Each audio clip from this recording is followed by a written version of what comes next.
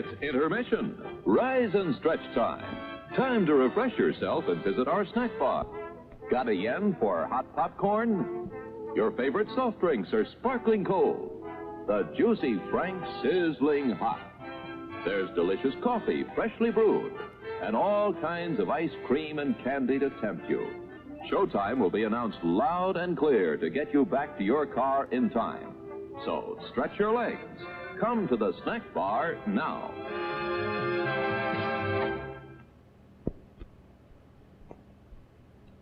It's time to stretch and fetch.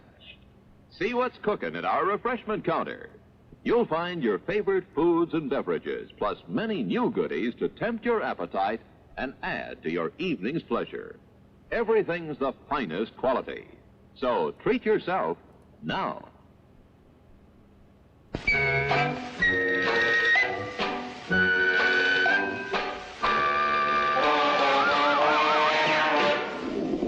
Twitch is saying you have been streaming for 20 hours. 9 minutes to go to showtime. Popcorn, rich with hot melted butter. All kinds of candy. Sparkling soft drinks. Steaming hot coffee.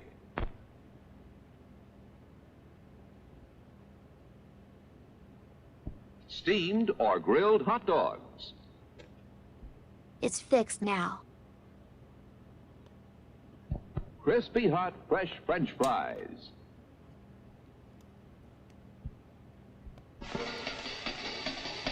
I guess that's just because I never closed the page.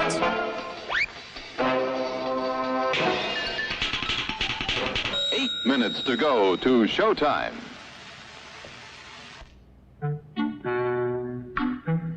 I'm sorry, sir. This is a private mountain. But I only wanted it. This mountain is reserved for patrons. But It's a supply depot for all sorts of good things, which people can get at the snack bar. Like soft drinks, candy bars of all kinds, delicious popcorn, and refreshing ice cream treats. But I am a patron. Well, why didn't you say so? Be our guest.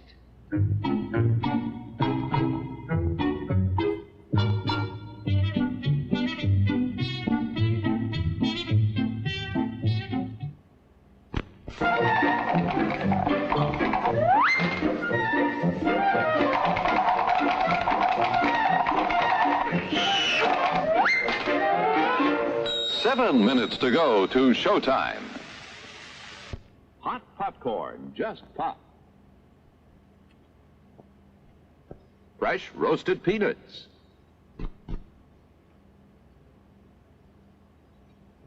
How about a pizza? None better anywhere.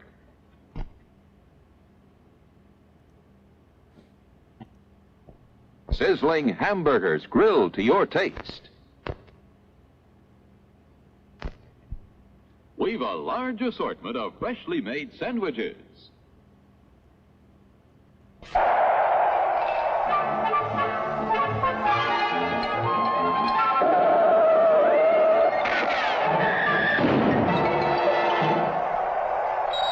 Minutes to go to showtime.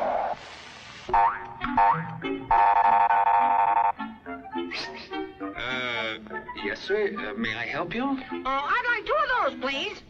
Hot dogs? Yes, sir. And 3 of those. And 1 of those. And 5 bars of these. And a cup of that nice hot liquid. Coffee. Coming right up. Oh, and 2 bags of those peculiar white coffee material. You mean our crunchy popcorn? Shall I wrap that for you, sir? Oh, that's all right. My saucer's just outside. They come from miles to enjoy our intermission.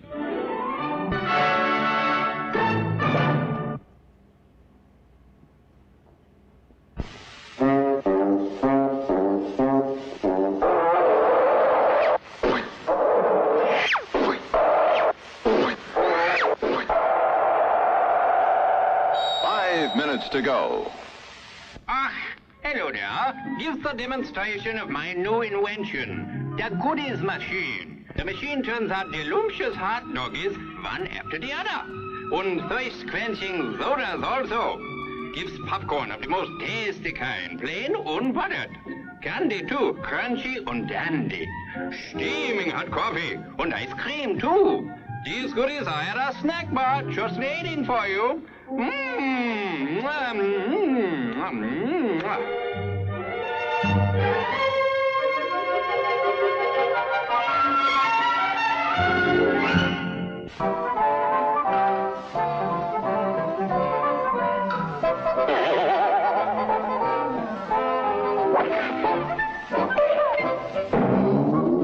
4 minutes to go to showtime. As everyone knows, rainbows usually have a treasure at the end. Let's follow this one and see if we can find the pot of gold. Oh, there, and I suppose you've come to claim me treasure. Well, we'd like to see the gold first. Anything that's better than gold in here, me lad. No, just look here, no. Candy, refreshing soft drinks, popcorn, ice cream. Well, that's some treasure, but anyone can buy luscious treats like these at the snack bar. You don't tell me. Do you suppose you could get me a job as a snack bar attendant?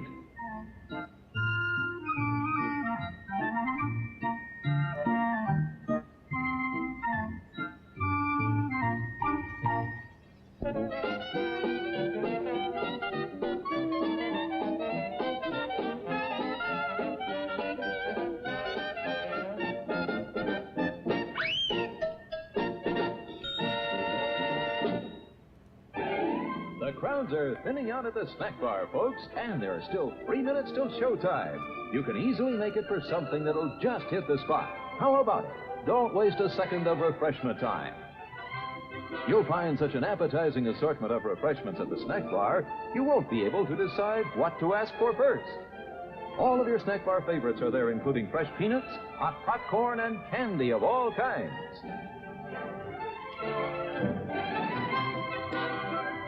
And believe us, you've never eaten better hot dogs, crisper French fries, or more delicious buttered popcorn.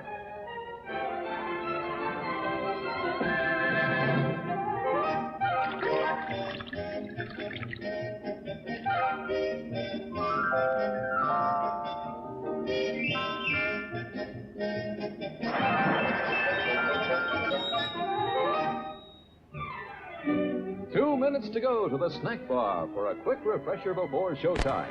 No crowds to buck, just go get it. You'll be sorry you missed your chance to enjoy some of the many tempting goodies waiting for you. Stretch your legs now while the stretching's good.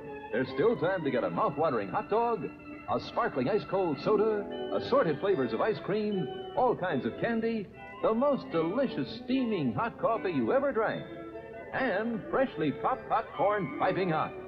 Make a beeline for the snack bar right now to quench your thirst.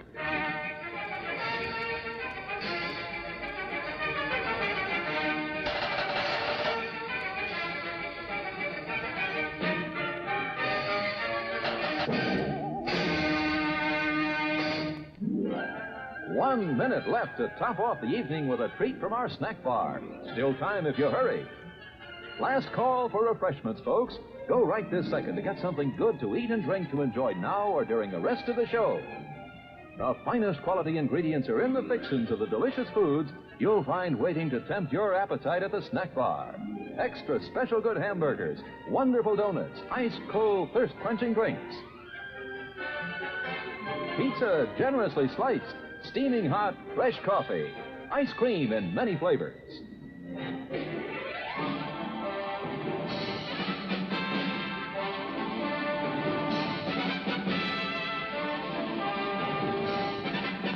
It's showtime, folks. Enjoy the show. Hi, how are you? 'Cause I'm fantastic. We're gonna do story time. I like story time. Assuming I can open it. Having some issues. Hold on. Maybe. Is that gonna do it? Can't tell. Yes. Okay. Oh, Jesus. Oh, this game does not like being captured. I forgot about that. So I need to... Well, I can get rid of Days Gone. So we're done with that.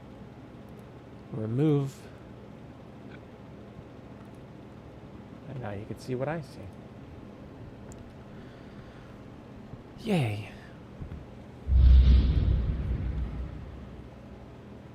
At least I don't really have to worry about my voice going to shit, since I didn't do calls, and I won't do calls for the next 2 weeks, so I feel more comfortable playing this game now. Oh, that's right, Minorikawa.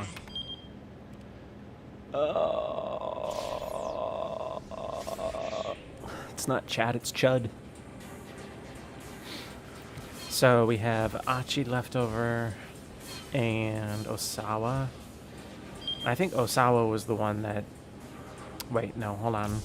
Yeah, it was Osawa because Minorikawa is stuck there. And that was because of the wife of Osawa. So I guess we'll do Osawa, see what happens.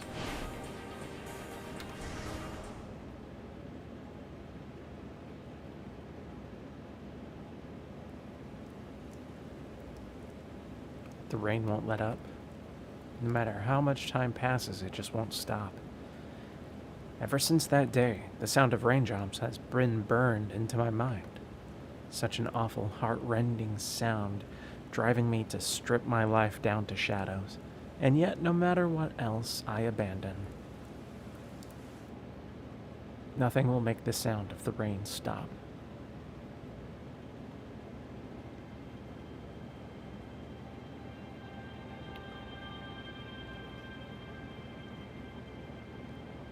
I'm only happy when it rains. I'm only happy when it's complicated. Sorry. Osawa stared at a postcard that was nestled into the final page of the photo album. I still can't English. He'd purchased it 2 years earlier while on a trip with Maria to the Middle East. What is the Middle East, you may ask? Why? It's the place that has all the oil, so we gotta burn it. We gotta burn them all down. We gotta take what's ours.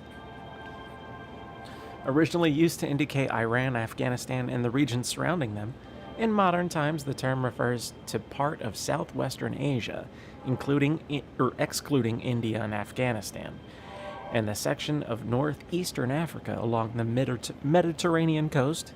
However, in Japan as well as the US, the term Middle East is often understood to refer specifically to those parts of the region with a strong Islamic influence. Of course, 'cause we're racist.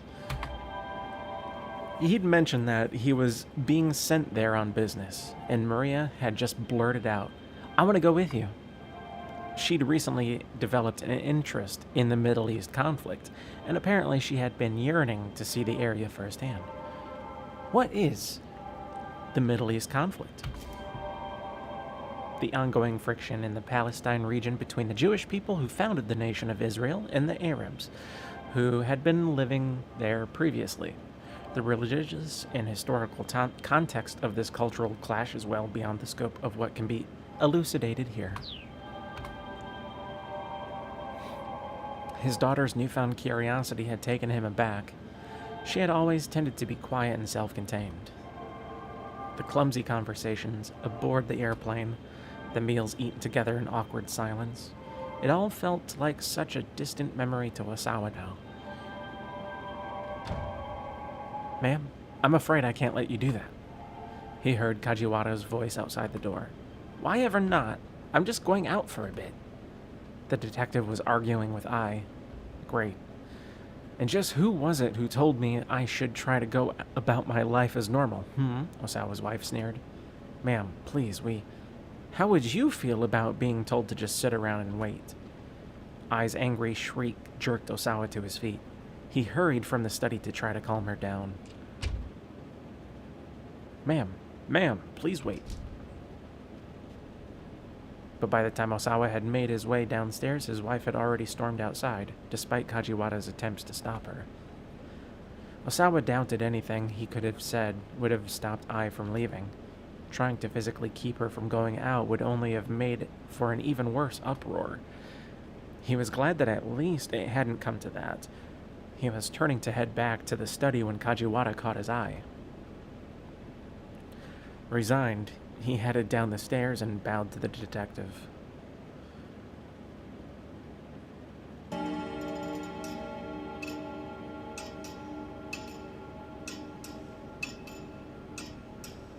Any idea where she's going? Kajiwara asked.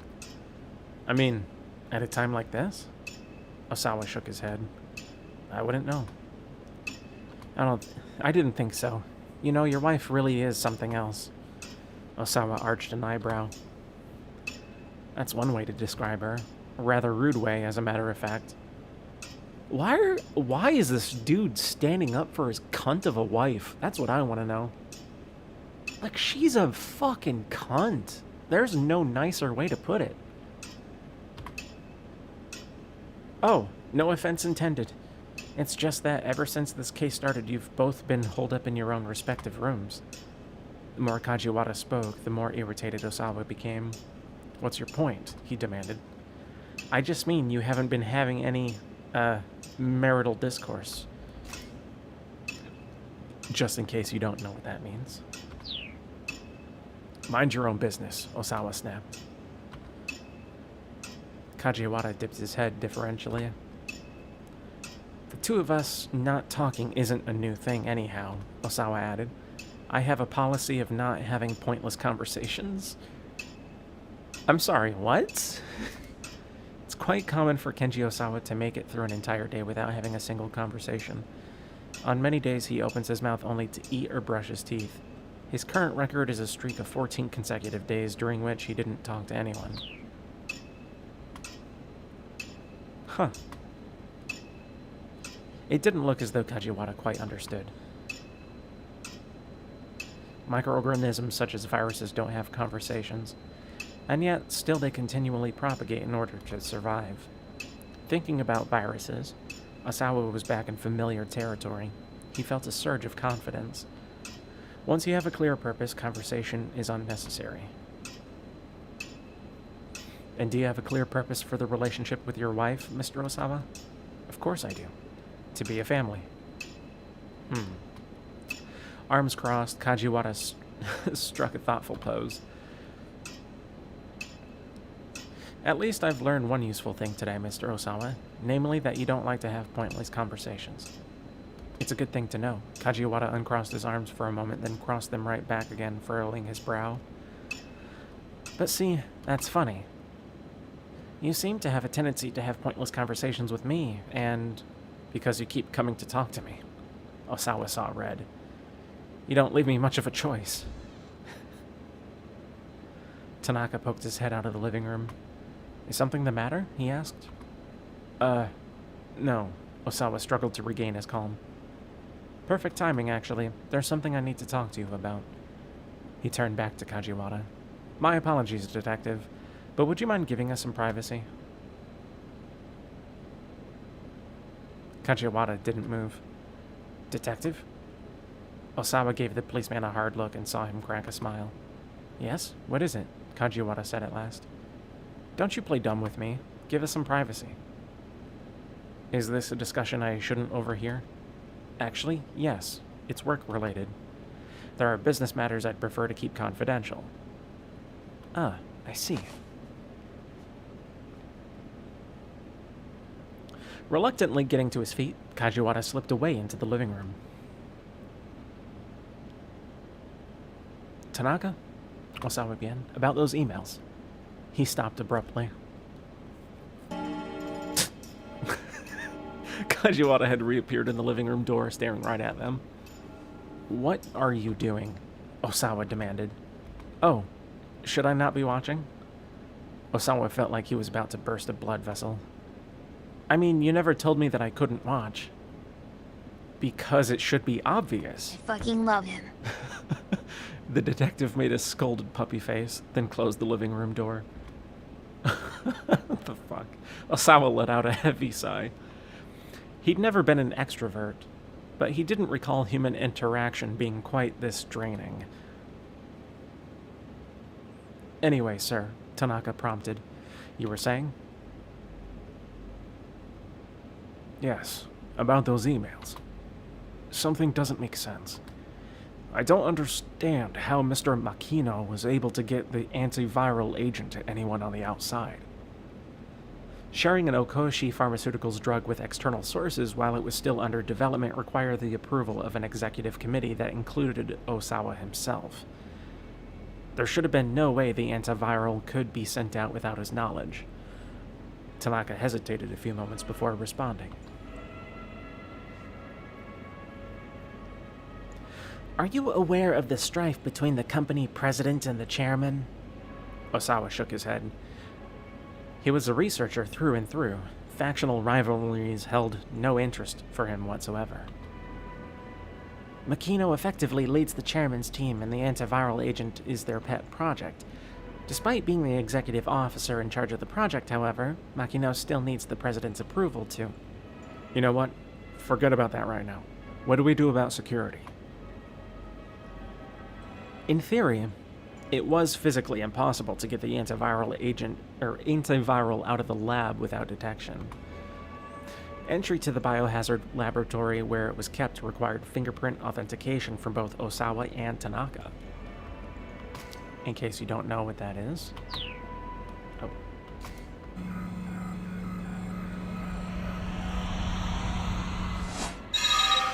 My God. Even though they didn't actually match.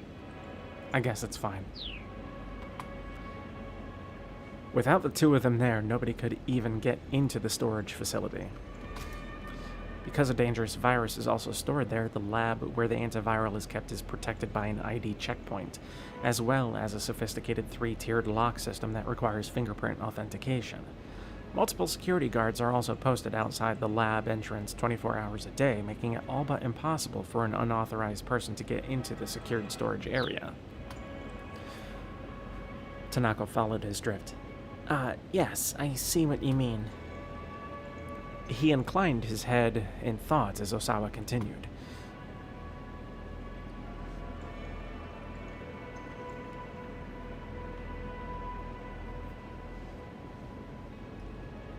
I think that would be the best bet, and then you would know that...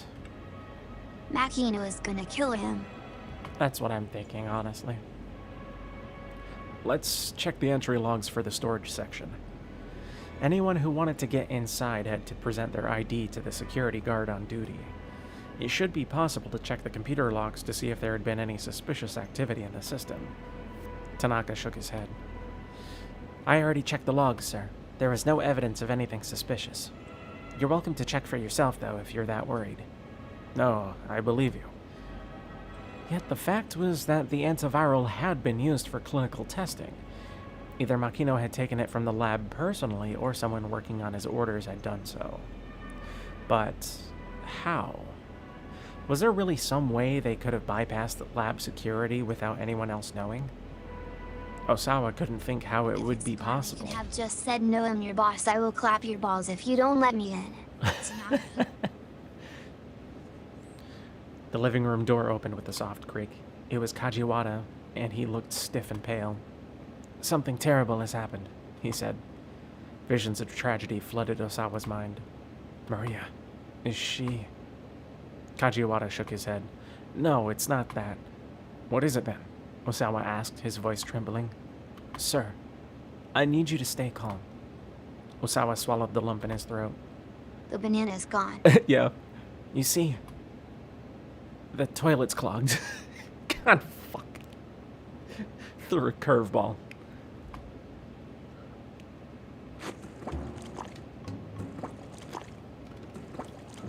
Brilliant. Plunger in hand, Osawa stabbed vigorously at the Calcatrant toilet bowl, struggling to loosen the unseen blockage. Well, first of all, you're doing it wrong. Proper way to actually use a plunger? Like, plunge it down, hold it down, flush the toilet until it gets filled up with water, and then release. It creates a vacuum. Kajiwara was at his side, wiping up the floor with a rag. How did this even happen? The detective groaned. Are you kidding? I was hoping you could tell me that. So somebody put something in the toilet. The plunger sucked and slurped at the porcelain basin. This was a first for Osawa. he'd never tried to unclog a toilet before in his life. Think of it as a blessing in disguise, Mr. Osawa. What the hell are you talking about? What about this constitutes a blessing? I just meant that at least this happened before you needed to, do your business. Without the slightest hint of guile on his face, Kajiwara picked up his bucket and headed for the sink back in the washing area. Grumbling to himself, Osawa pumped the plunger over and over again. This was almost funny. Almost ridiculous, in fact. His daughter had been kidnapped, and he was stuck unclogging a toilet. He was quite possibly caught up in a major corporate conspiracy, and here he was, unclogging a toilet. Tanaka poked his head into the bathroom. Did you fix it yet? If you need to urinate, then use the restroom on the second floor. That's all right. Here's fine. Tanaka stepped in beside him and abruptly shut the bathroom door.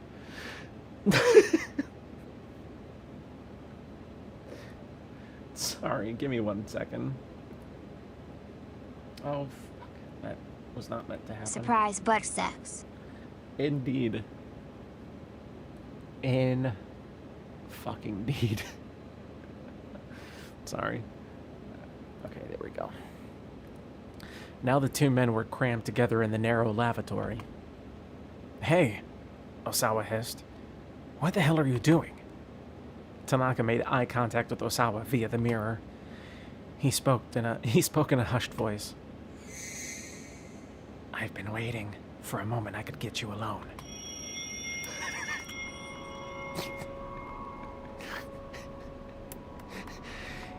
I want to stick it up your ass. What? Tanaka sidled around to face him, giving him an intense stare. Sir, could you please be quiet for a moment? In his rear cheeks. Tanaka had tears in the corners of his eyes. This'll only take a minute, or a moment. Osawa could feel the warm breath of his deputy whispering against his cheek. Tanaka reached for something inside his coat.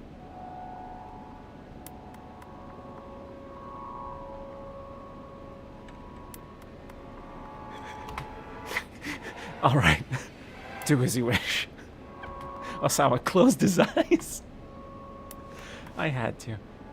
Are you sure you're ready for this? I'm not sure. This is all happening pretty fast. To be honest, I'm rather nervous. I understand, sir. I mean, now that I think of it, we do spend...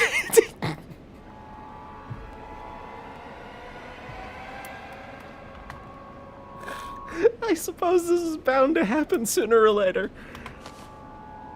Sir, could you please open your eyes? I'd like you to look at this. Ready for Fred's freaky free recruit. You'll have to forgive me. This is all a bit sudden. Please, sir, take a look. No, I can't. It's just the two of us. It's probably going to shock you, I know, but please just look. Is it really that shocking? Oh yes, very. Now please, open your eyes. Okay. No, I can't.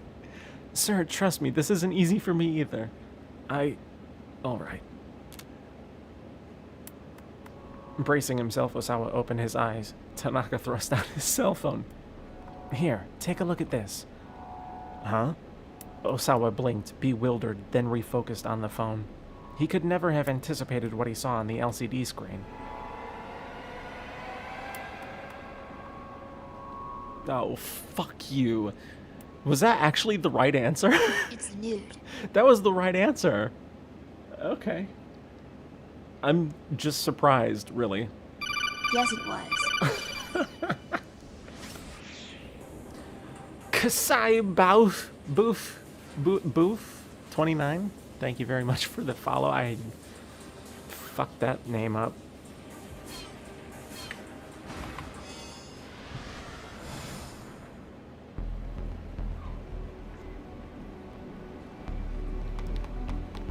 I thought it was a DS joke. I love this game. So far, I'm really enjoying this game. And it's pretty goofy at times. Alright. Achi and Hitomi scampered through the back roads along Center Guy, white sneakers and pumps slapping on the pavement. Achi kept his eyes peeled, continually checking ahead and behind as they darted through the gaps between the buildings. Oh, Jesus Christ. T, come on now. Come on now. You're an adult. I'm sure you know better jokes than that. Finally, they stopped in a narrow alley. There's no way he'll find us here, he said. No one knows about this place. He took another look around, then let out a sigh of relief. It seemed they managed to shake the gunman for now. Back when Achi was with SOS, he had come through Center Guy practically every day. Why is there a definition for SOS on this? We already know what it is. The gang had started out as little more than a group of local teens.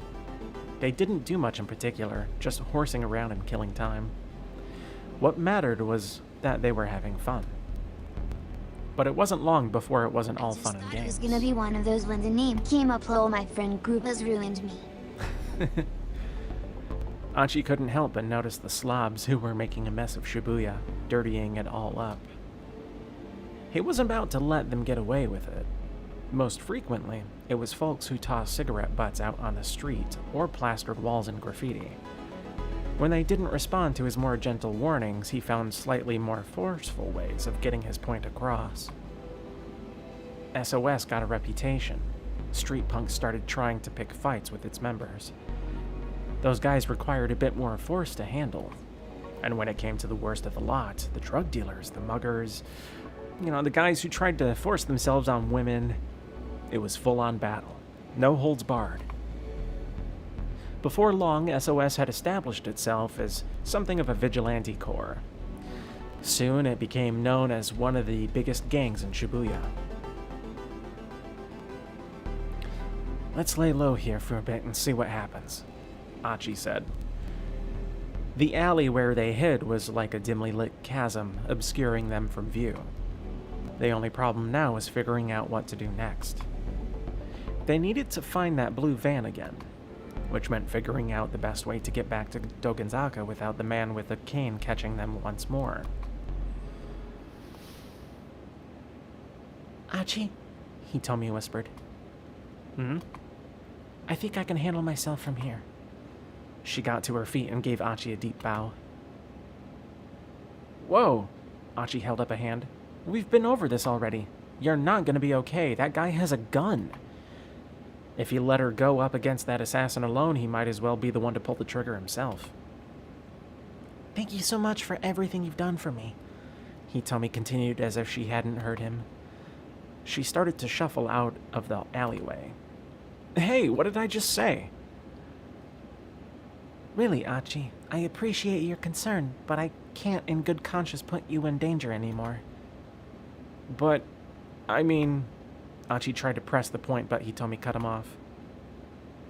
There's no good reason for you to risk yourself to keep helping me. I can't English. Her tone was resolute. I'd rather kind of play this in Japanese now. I want to pull out my PS3 and play it on the Japanese one. Let's see. But Achi was determined to help her anyway. He refused to back down. Achi knew she had a point. He decided to back off. I feel like...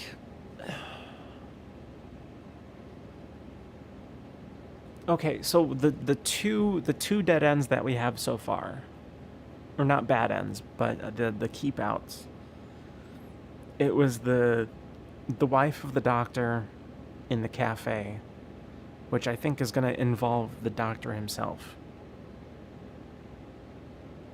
Or it could be Achi, because Achi is, in theory, nearby, I guess.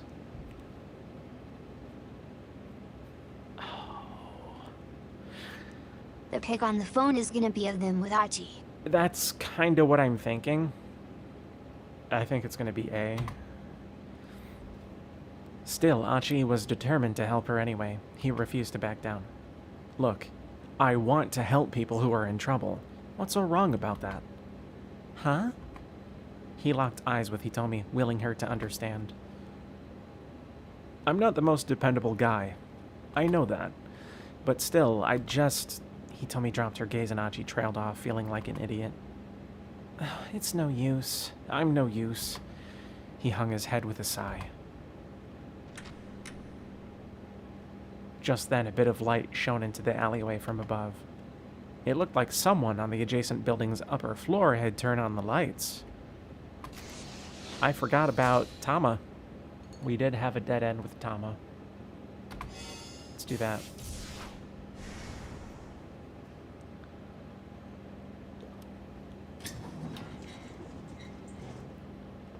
The storeroom door opens with a rough grating sound. Okay, now where's the light switch? I fumble around in the dark, feeling for the switch box. My costume paws mute the sensations on my hands enough that even finding that is difficult. I bat at the wall willy-nilly until eventually the lights come on. Apparently I found the switch, even if I didn't feel it. Hey, Snoop. Whoa, what the heck is this? But we've done this already. I made it past this part.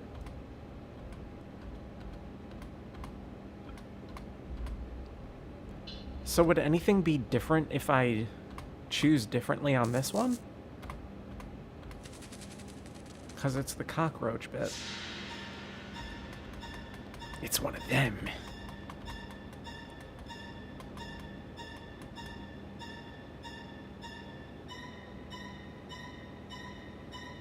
Because if I challenge it to single combat, then I open up the window. If I open up the window, what would the other two do? They would probably think that they were being listened to or something. And then they would leave the alley. Right?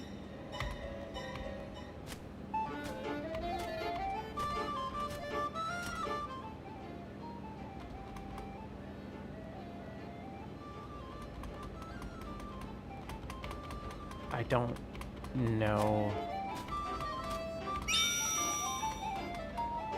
I want to go home and snuggle my sweet Babu. Go home. What are you doing here? Go home. I'm at work. I'd get out of work. And go home. That eye trail effect. I don't think that really mattered. I'm gonna go back to Achi.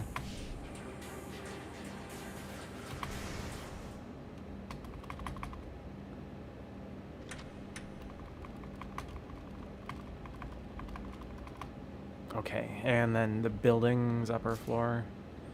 Multi-tenant building with 7 floors, but a decade-old urban legend tells of a mysterious 13th floor. A diet aid sales demo is being held on the upper floor of the floors today. The light illuminated Hitomi's face. When Achi saw the look in her eyes, he reconsidered his decision. She was trying her hardest to hide it, but she was clearly terrified. No way was he letting her go back out there alone. Still, if he tried to insist, she would only refuse him again. Hitomi? Humor me for a second here. Tell me, what's the proper way to dispose of a plastic bottle? She stared at him in surprise. Well, first you remove the cap and the wrapper, then you rinse out the inside and crush it. Achi let out a breath he'd been holding. Okay, good. Huh? I don't understand. What's good? You gave me my reason why I have to help you. I have to unscrew your cap, rinse you out, and crush you. I super respect people who respect the environment. I'm one of those whatchamacallits, an environmentalist. Achi pointed at his mean clean t-shirt. I want that t-shirt. If she answered wrong, he was going to beat her ass in that alleyway. Probably. Hitomi hesitated. And what was your plan if I'd said the answer was to toss the plastic bottle in with the trash? Well, then I need to stick with you to help teach you. Environmental awareness begins with good education. So then you were going to tag along with me regardless. Look, I'm just super pumped to learn that you care so much about proper recycling. Achi cracked a huge grin. Okay then. Okay. If you're really that sure about it, I guess I could use your help a little while longer. Hitomi flashed him a little smile. Man, she's so cute, Achi thought. Then something else caught his eye. Huh? What's that there? Oh no. It's the cockroach, isn't it? It looked like something black was stuck at the top of her head. Ashi, what are you staring at?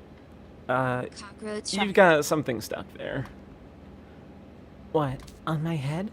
Without thinking, Hitomi reached up and plucked it off. It was about 10 centimeters long, its body glistening black, sporting feelers and several pairs of legs. It began to writhe and wriggle between Hitomi's slender fingers.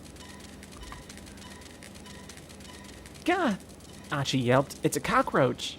He jumped backward, but Hitomi didn't so much as flinch. Phew. Sorry, that gave me a bit of a start, he continued. Guess it must have fallen from one of the windows up there. Still, Hitomi did not move. Hitomi? She didn't appear to hear him.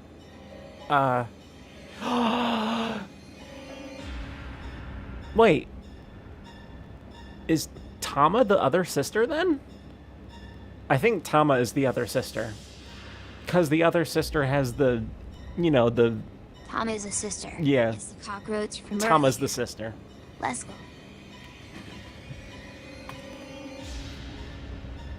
Ugh. With muffled gurgle, Hitomi passed out on the spot, her body as stiff as a mannequin. What? Hitomi, are you okay? Good time. Hitomi! But no matter how loudly Achi called her name, Hitomi would not come to. Bad end.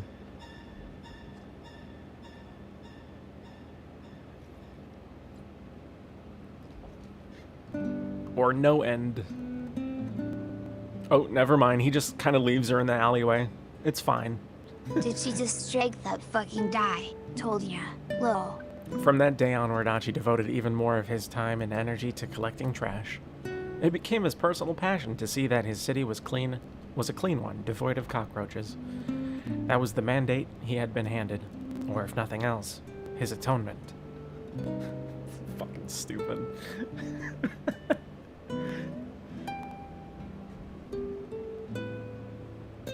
Alright, so we gotta go back. Yeah, I already I'm glad don't that need the this hint. ending isn't canonical. It should be.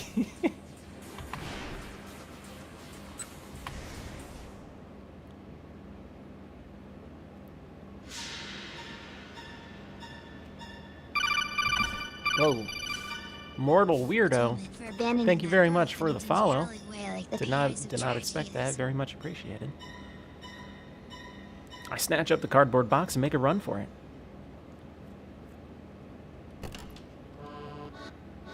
And then nothing else really changes after that, I guess. It's all the same. So I guess at this point I can go back. Do this again. We can do it from here.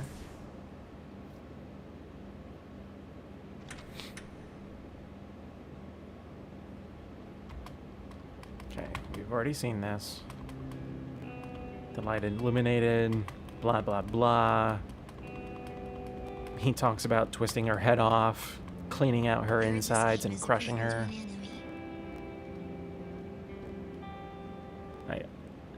Is that true? I never heard that, honestly. I mean, it's a Spike Chunsoft game, so I wouldn't be surprised if that ends up being a case, but I don't think so. You might be thinking of Danganronpa, which is literally turned into an anime, straight from the source material, but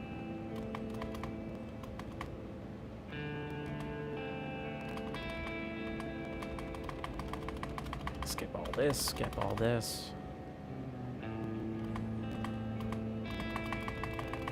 This scenario by Type Moon got a sequel as an anime television series titled Kanon, which aired in Japan Oh, from no July to shit. September 2009.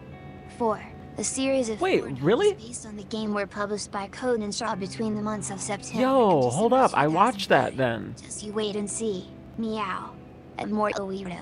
Meow. Is that... Oh, that's probably why this seems a little familiar to me.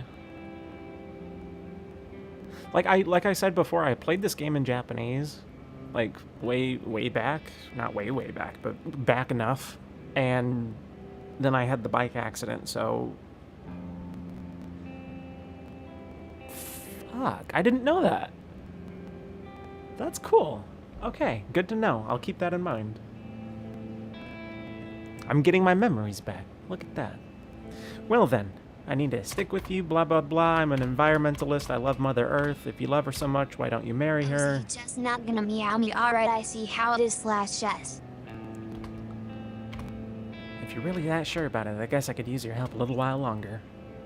Tomi flashed just a little smile. Man, she's so cute, Hachi thought. No bugs. And we continue on. That's because they're Mew. Sneaking out from the alley, Hachi and Hitomi began to make their way along the side streets back toward Dokenzaka. It was a pretty big detour compared to taking the main thoroughfares, but that would be worth it if it meant they avoided the man with a cane. Hachi looked over at Hitomi as she walked alongside him. Glitch cat. Her face was solemn. He could feel the intensity of her worry for her sister. Oh, well. Look who's got himself a little cutie. No, lol, I'm joking. The sudden call startled him. He spun around. Kitty. D. Yo, Mean Clean, over here. Hachi spotted a young man up ahead, sneering at him. At his side were two others. Hachi recognized the lot. SOS. I know you are, and I didn't lol. Hitomi let out a nervous squeak. Hachi? Don't worry about them. He led her onward, attempting to stride right past the trio. Whoa, hey now. You just gonna ignore me? That's pretty damn rude, especially coming from someone who used to be an old buddy. The three toughs moved to bar Hachi's path. Ooh, she is hella fine. Come on, ain't you gonna introduce us? In case you don't know what this means. It's pretty straightforward, unless you're a non-English speaker, if that's the case. Hello. Sorry, man, Hachi said. I'm in a bit of a hurry here. He gave them a tepid smile. A big hurry, huh? Where to? Some love hotel in Maruyamacho? That's the magic of localization. Too rich, another chimed in. She a screamer, Hachi? Hachi! Get in. They burst out howling like a gang of monkeys. Whoa, first of all, actually a racist term in Japan, so bet you didn't know that. One of them cackled like a grinning idiot. Hachi! Hachi! Oh god, I'm not gonna fucking bother reading that. Hachi felt his anger boil. I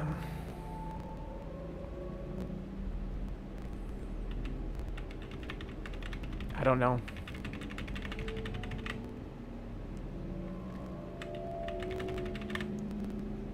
I think we'll just go with this one.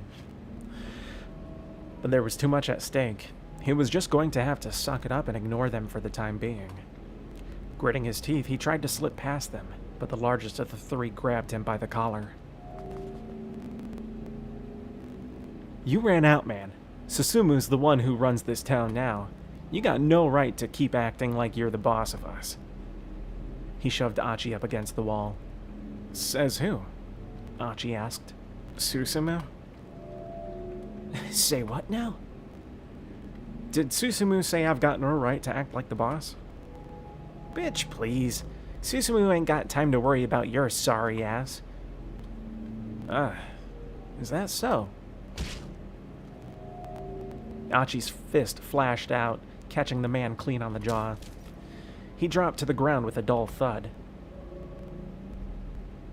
So, tell Susumu this. Everyone in Shibuya needs to just play nice and have fun. Achi kept his tone light and jovial, but he eyed the two other toughs like a hawk eyeing its prey. How right in the kisser. Is he going to be all right? Hitomi murmured. She looked at the man Achi had laid out with some concern. He'll be fine.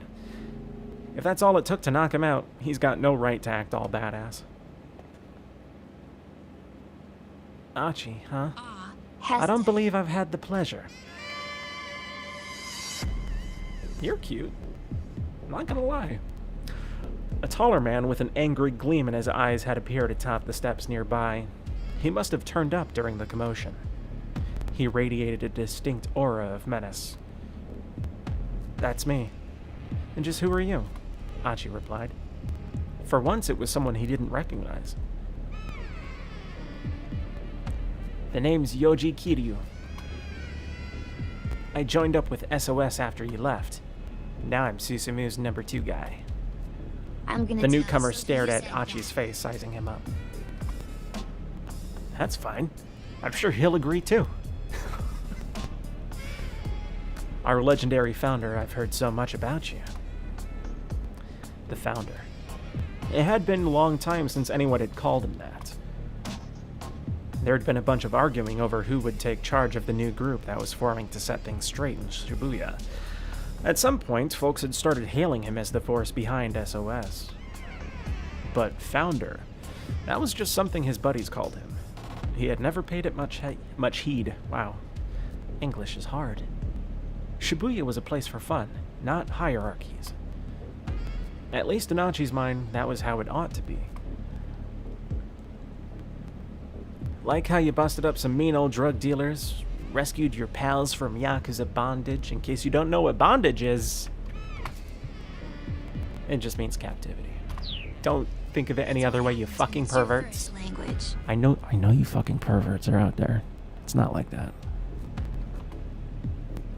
You're a real hero.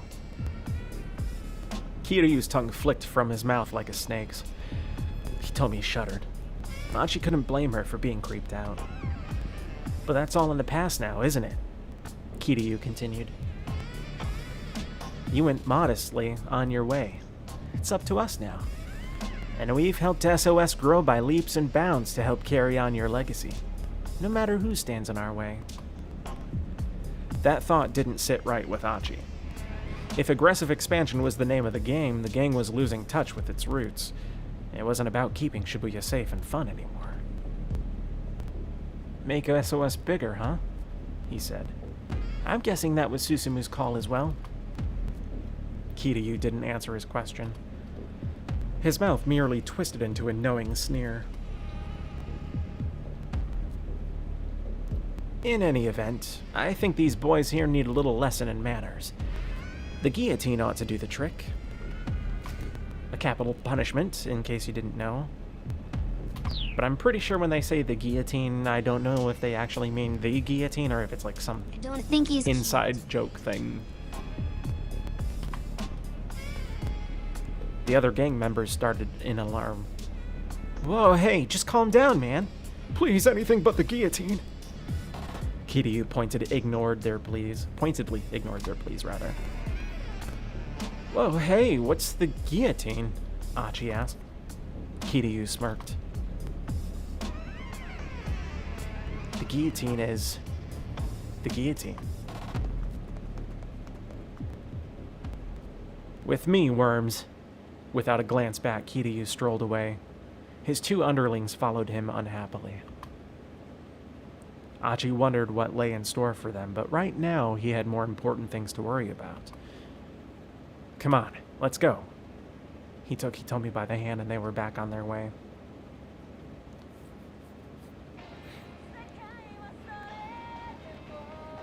Oh, Hitomi perked up. That's me. She reached into her pocket and took out her cell phone. Huh? She stared at the screen with consternation. That song. What is it? Achi asked. It's an email from Mr. Tanaka. Who's Mr. Tanaka? He works with my father. I'm not sure what I should do. She remembered that the criminal had warned her against contacting her family or the police. She seemed reluctant to even open this message. I'm sure it's fine to just read an email, he said. And besides, he's not the police and he's not your family. Yeah, you're right. Hitomi scanned the message anxiously. It sounds like he's worried about me, she said. Then does he know about the kidnapping? Yes, I know my father trusts him. And he's always been so... Hitomi cut herself short. Still, it was clear to Achi that she and this Tanaka person had some sort of close relationship. I wonder if it's safe for me to let him know what the situation is. So involved. I think it should be, Achi told her. I mean, the kidnappers aren't gonna know you sent an email, right? Hitomi began typing out a response. Wild speculations running through his mind. There was no way a mild-mannered young lady like her could be dating one of her father's co-workers, was there? Time to jump back. Let's get past that keep out.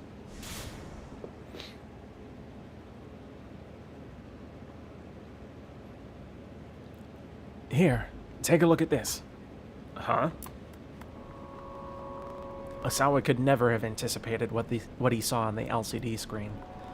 It was an email from Hitomi. Stifling an exclamation, he scanned the contents of the message. There's a man following me. He has a gun, and I think he's trying to kill me. I'm safe for the moment, so try not to worry. The kidnapper warned me, told me not to contact my family or the police. Please keep this email a secret. But didn't Hitomi give the kidnapper the ransom? Osawa said. What could anyone want with her now? Tanaka shook his head, uncertain. He wouldn't know any better than I would, I suppose. Do the police know about this? And if so, why haven't they said anything? He felt himself start to tremble as he searched for answers in Tanaka's silent gaze. Do you think this could be related to that other thing? I doubt it. If it were, why would they get after Hitomi? I'm cold. Someone hug me. Also, where be my head pats, Daddy? Okay.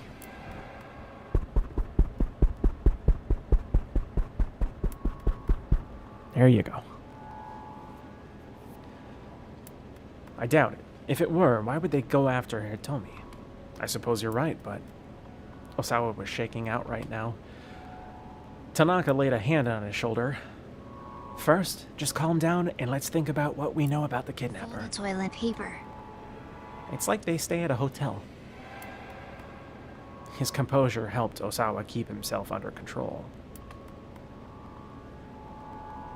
They've taken Maria, the vice director continued quietly, along with a ransom of 50 million yen, and now they're after Hitomi.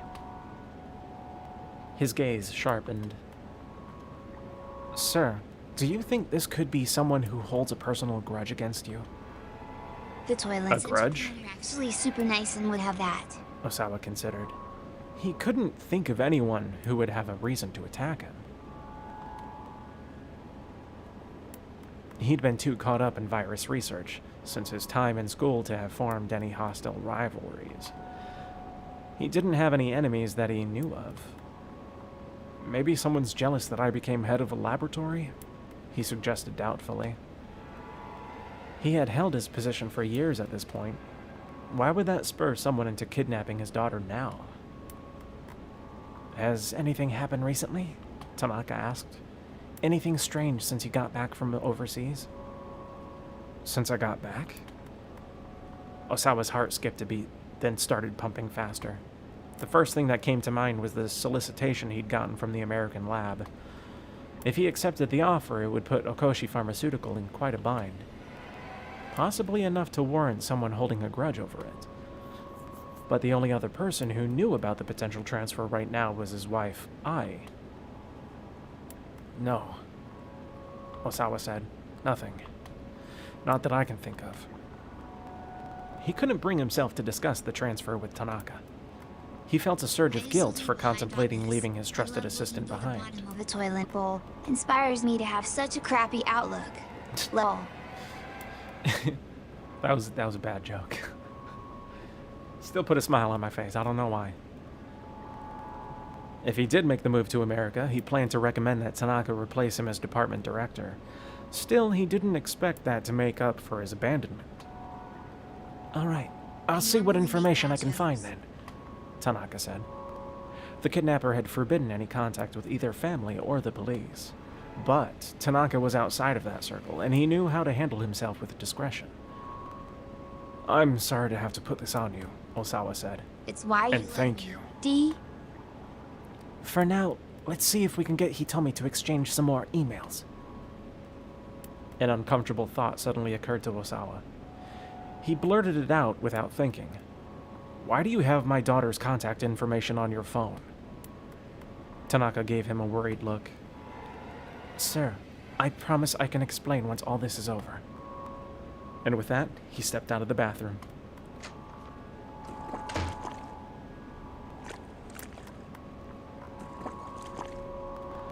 Something in the tone of his final words left Osawa to wonder. Could it be that Tanaka and Hitomi were dating? He hoped dearly for that not to be the case. Their age difference alone made the idea a disturbing one, let alone so many other considerations. In case you don't know, Necessary picture. Mamoru Tanaka is 40 years old and Hitomi is 19.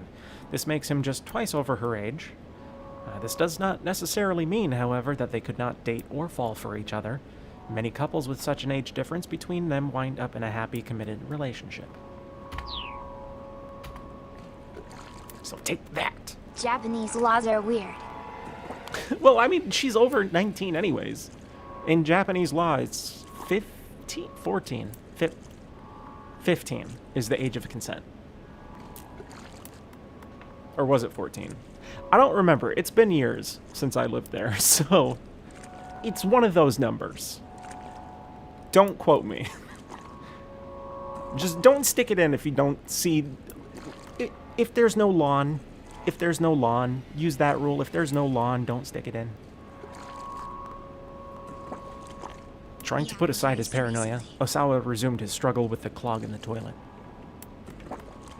Wait, was it raised? Oh shit, when?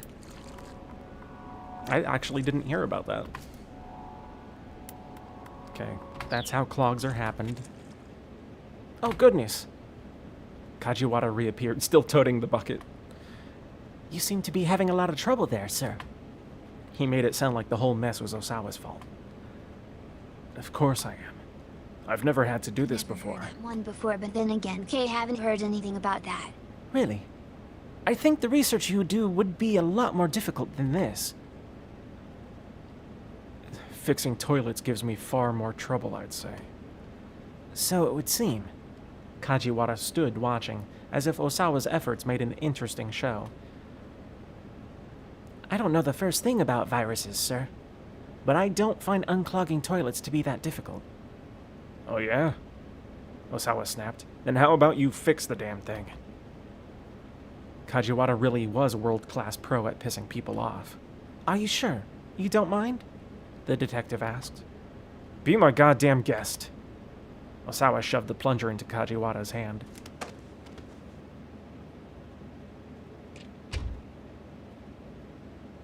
Leaving the detective to handle the toilet, Osawa marched back to his study.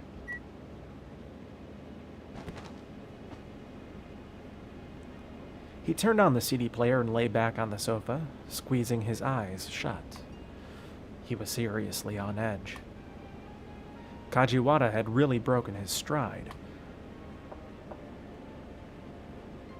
What now?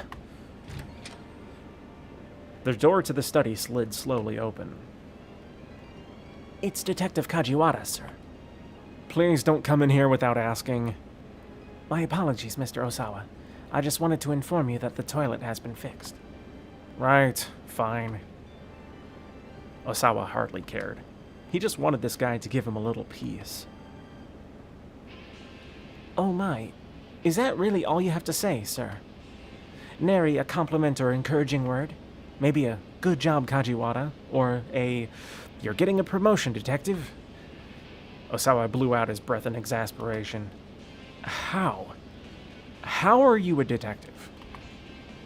I'm not sure I get your meaning, sir. You are completely clueless. I'd like to ask your superiors to replace you with a detective who knows how to take this job seriously. Or his job, rather. Mr. Osawa, with all due respect, it's unusual for a precinct detective like me to be stationed here at a victim's home. What's your point? This shot has a secret. Not to brag, sir, but I happen to be an exceptional detective. Kajiwara beamed with pride. In fact, I made an excellent showing in the Superstar Detective contest we had on our police social media service.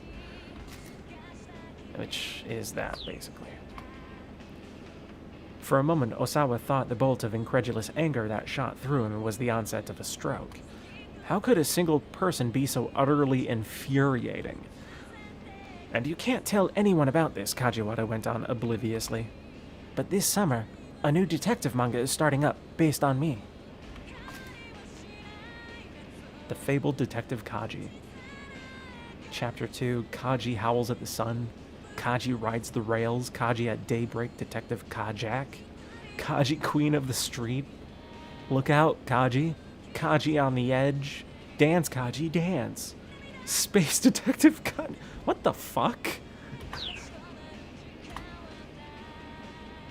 Osawa spat out a peal of feigned laughter. A manga? I can tell you all about the plot, sir. Would you like to hear about it?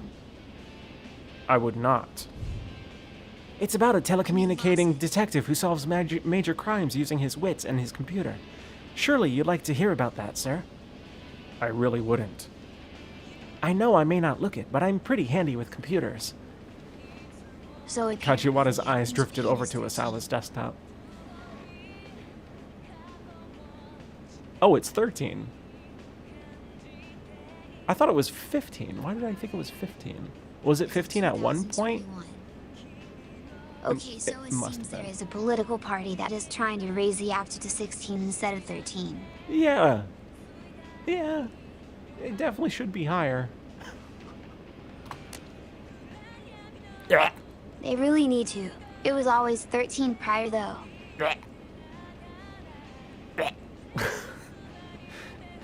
I got poo water on my hand now. His hand darted to the mouse, in a matter of moments as he cleared the screensaver and booted up a web browser. It hasn't been changed since 1907. There was something blue in the one shot to the right. I saw it, I just didn't want to say anything about it. Hey, Osawa barked, don't touch that. But he was too late to stop the detective. The monitor showed the page for AyaNet, a fan page devoted to Aya Kamiki. Osawa's imminent rage stroke was beginning to make his vision grow fuzzy. You come to the site regularly, sir? Regularly? Well, I'm not sure I'd, Osawa trailed off, feeling the heat of a blush flare on his cheeks. There's a lot of stuff on the site. Is there a section you primarily spend time on? Well, I mean, for my part, I really only go to the fan forums for folks 40 and over. Aha! With a twinkle of curiosity in his eyes, Kajiwara appeared at the computer screen. Having his privacy invaded to this degree was the ultimate disgrace. All right, Osawa huffed. You're an amazing detective, Kajiwara. Just incredible. I see you in a new light now. Now, would you please...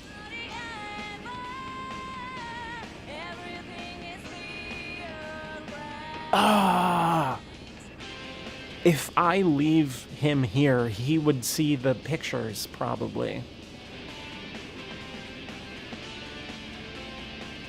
Do I want that? He is handy with computers, and he would be able to see if anybody were to have changed the code.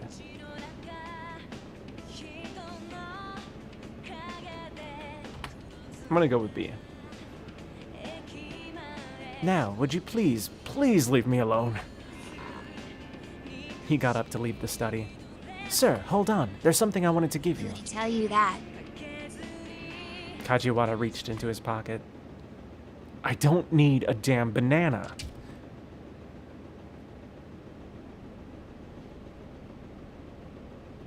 Osawa fled the room.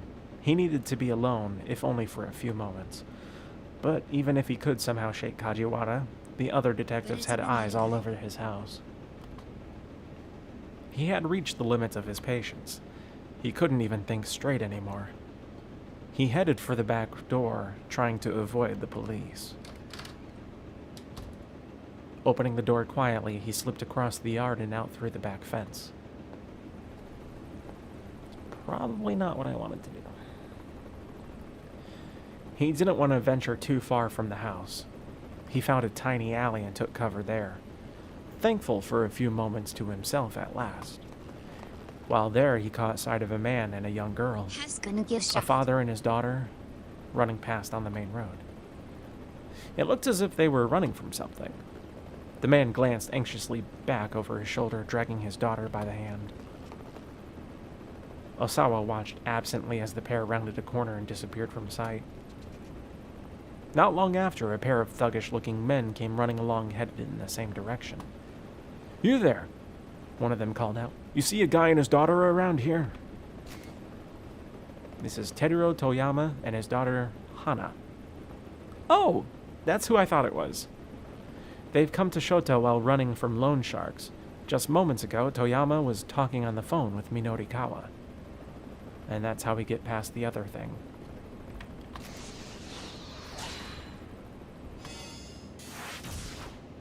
There we go.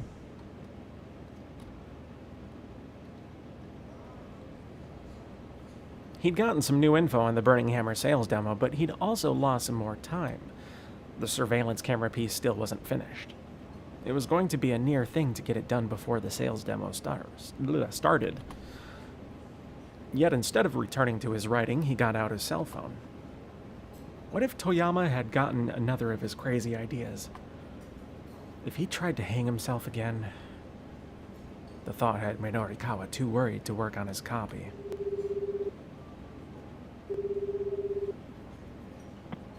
The phone rang several times before someone picked up. "Mr. Toyama, where are you right now?" Minorikawa asked. "Right now? I'm on the run, somewhere near Shoto." Toyama was speaking in an oddly hushed tone. "Shoto?" "After you left the office, some guys came by to collect on my debts, so I made a run for it." Okay, so he wasn't dead, but the situation was still pretty bad. "Look, we'll get you through this somehow," Minorikawa said, hoping it was true. And that's the one that I chose, which I think is going to be the right one. "You need to get back to the office ASAP." "The office? But they'll find me there for sure." Toyama's voice was little more than a pathetic whimper. "It's a little bit of reverse psychology.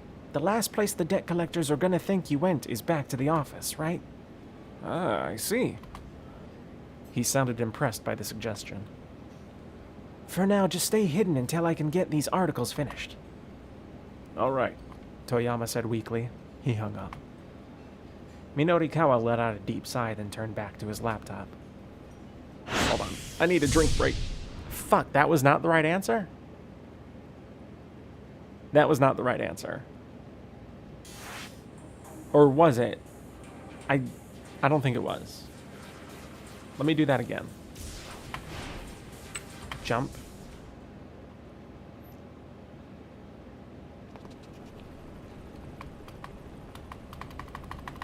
You didn't answer the guy's question. Did I not?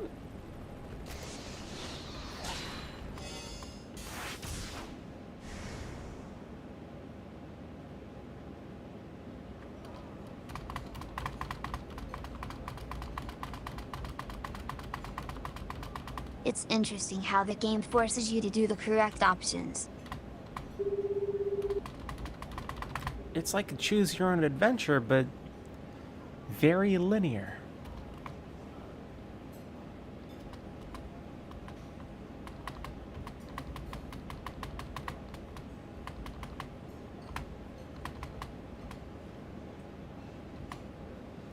Okay, we'll do the first one.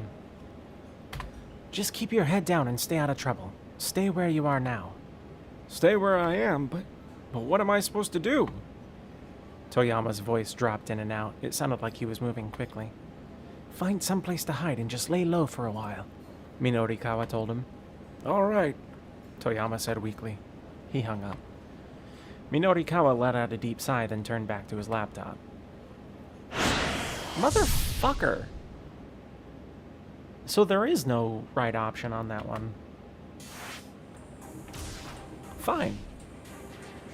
Fine. I'll just sneak out.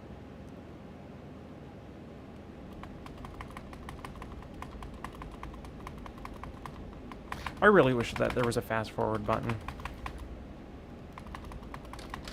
Oswa has to do something probably. I remember there being a fast forward button on the PS3 version. For some reason. I didn't get an answer yet.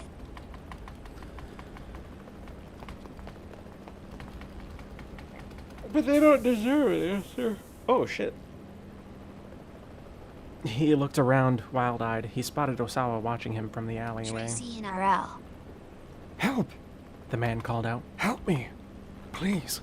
If these guys catch me, Oh!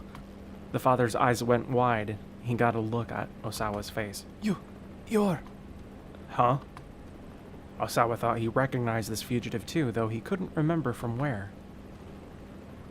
There are some real nasty guys after us, the man said.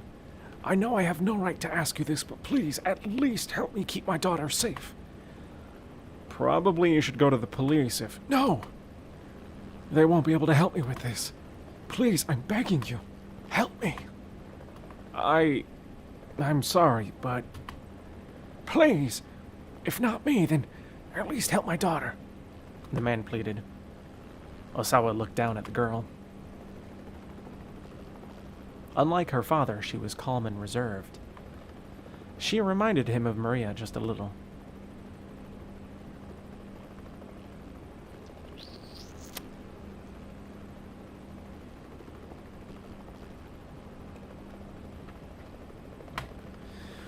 Osawa couldn't just stand idly by.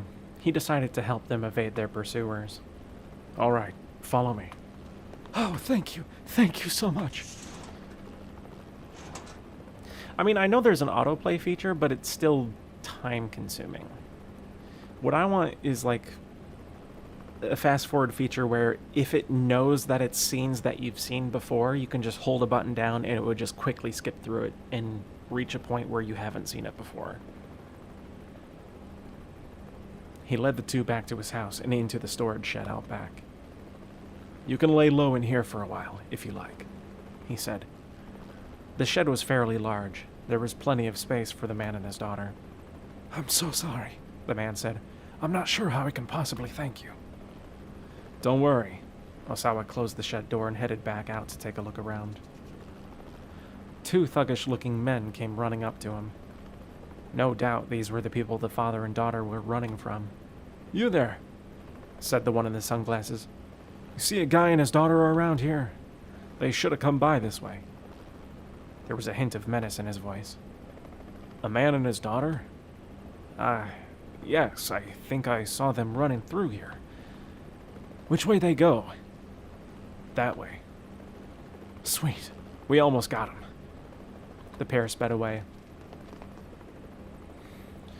Osawa waited until they were fully out of sight, then called out to the shed. All right, they're gone. The door stayed closed, however. I'm really sorry, the man called back from inside. Those guys might come back this way. Is it okay if we hide out here a little while longer? He sounded desperate. Pitiful, really. Sure, go ahead, Osawa said. With that, he headed back inside. Evidently, he just wasn't going to get any time alone today, no matter where he went.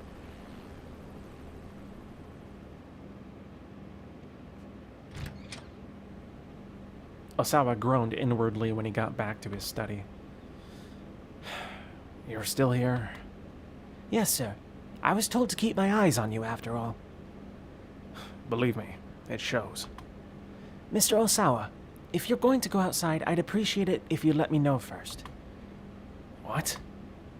Had Kajiwara really realized he'd snuck out of the house? But more importantly, Kajiwara reached back into his suit pocket. I've been meaning to give this to you. He held out a small plastic bag. Inside was a scrap of paper of some sort. What's that? Osawa asked. This is what was clogged in the toilet, sir. With some hesitation, Osawa took hold of the bag. Huh? That's... Jumps unlock other characters. The passenger name here is listed as Kenji Osawa. In the plastic bag was a plane ticket, specifically the one for his upcoming flight to the U.S. the following week. He'd left it out on his desk. How had it wound up getting flushed down the toilet? This looks like it's pretty important, sir, Kajiwara said. I must say, it was pretty careless of you to accidentally flush it. A wry sort of smile came to his face. Although, the detective added, I suppose the question of who flushed it is another matter entirely. Osawa was at a loss for words. Someone had tried to flush his plane ticket on purpose. He was sure of it. His wife. He knocked on the door to Ai's room, but there was no response. It didn't look like she'd gotten back home yet. Osawa let himself in.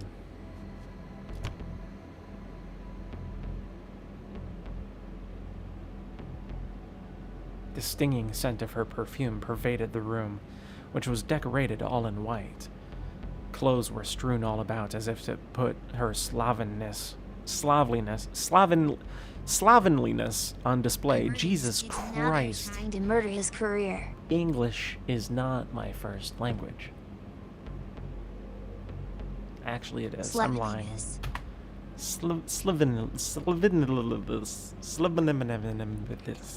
She'd been like this ever since they'd gotten married, and Osawa had long since stopped caring. It must have been I who tried to flush the ticket. He knew she still didn't want him going to America, but still, couldn't she have found a better way to get rid of it? Thanks to her, he'd been stuck hunched over the damn toilet fighting with the plunger. Osawa sat down on the bed amidst the brand-name clothing. Then he spotted something odd down by his feet. It was a gold cigarette lighter. That's actually a really nice cigarette lighter. I kind of want that. Just when had I picked up smoking? Osawa picked up the lighter and set it on the shelf next to the bed. He started out of the room, but stopped as he noticed a scrapbook on the bookshelf. The rest of the shelf was filled with fashion magazines, so the scrapbook definitely drew his eye. Curious, he took it down and opened it. The book was filled with articles and write-ups about the results of Osawa's research and the company's various achievements. Flipping through the pages took him on a trip down memory lane. There was even an old company memo welcoming Tanaka on board as his new vice director. There was a photo of Osawa shaking Tanaka's hand at the party celebrating his new position. It was a little peculiar to think that she had bothered to keep something so trivial. A series of magazine articles was nestled between the pages further into the book. These hadn't been clipped out for inclusion in the scrapbook itself. Osawa glanced through them. Floundering Okoshi Pharmaceutical arranges marriage of political convenience. It was a self-indulgent piece from some brag called 4-star general gossip from right after he and I had gotten married. When the piece had first run, he'd been too furious to read it. Now he gave it a quick looking over. It was pretty much exactly what he'd expected. It talked about how one of the corporate directors had sacrificed his own daughter in order to keep one of his researchers on board. In case you don't know, and this happens quite frequently in the business world. Rich get richer. Referring, of course, to Makino offering Osawa Ai's hand in marriage. Rumors abound of marital strife between the newlyweds. The article went on to talk about how Ai had been dating another man before she and Osawa had gotten married. The whole thing was a bunch of puerile rubbish. Any marriage involved some kind of calculated self-interest, after all. Whatever the reasons for their union, nothing changed the fact that Ai was now his wife. With a faint sigh, Osawa put the scrapbook back on the shelf. Pardon me.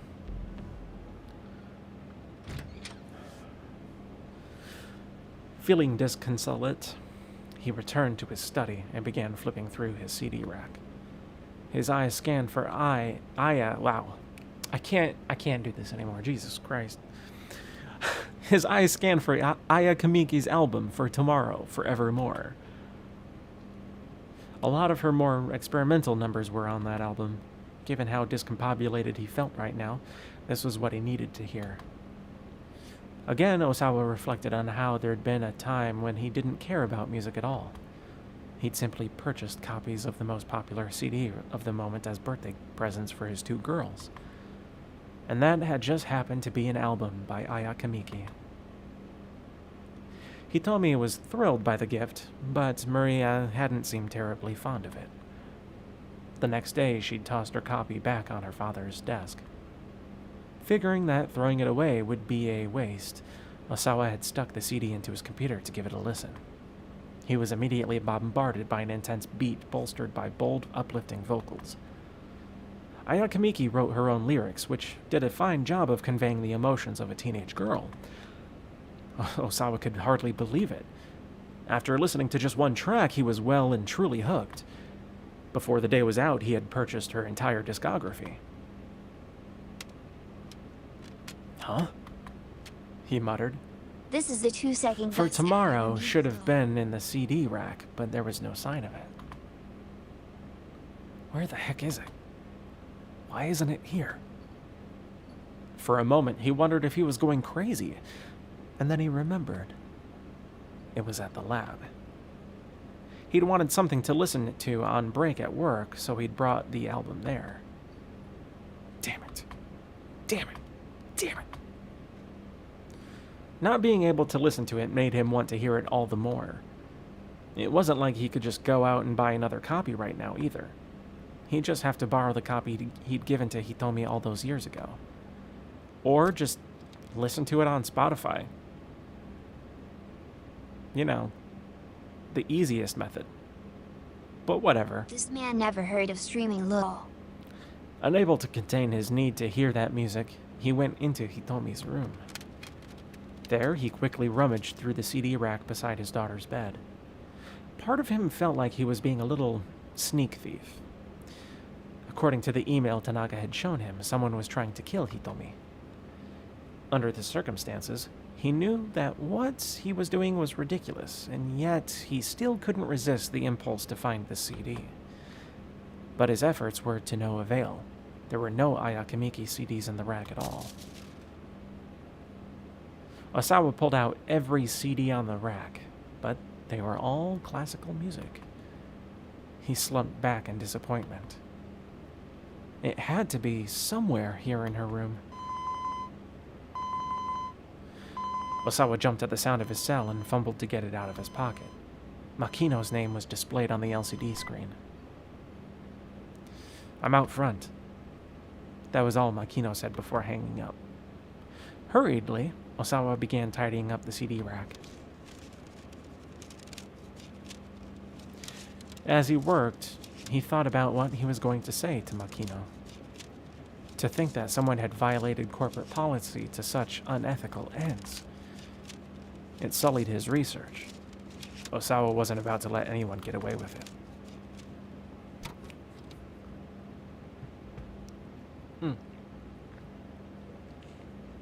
Hold on, so much all this talking is making my throat super dry. Give me a moment. Makino. Okay. And yet, as he was about to leave Hitomi's room, a sudden uncertainty gripped him. He hesitated. Drink plenty of water. Did he have any right to condemn Makino for running trials in secret? His hand began to sweat as it gripped the doorknob. No, he didn't. How could he? His hands were dirty in all this, too.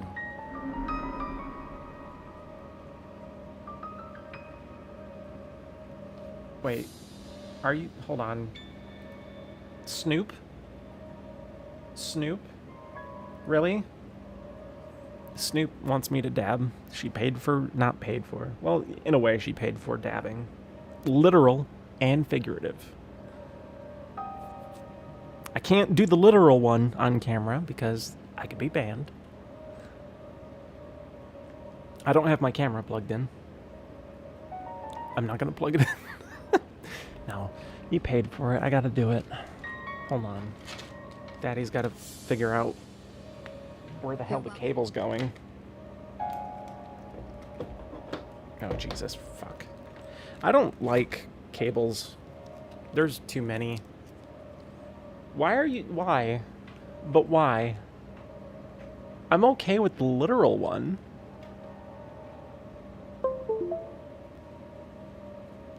Why are you making me do this? It's silly. You don't have to plug it in.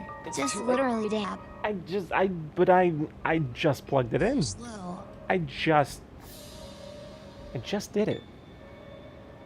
I just did it. I don't even know if if I have the camera thing on here, which I don't think I do. I don't. So I'll do the literal one instead, and then we'll do the other one later. Okay, I got airflow.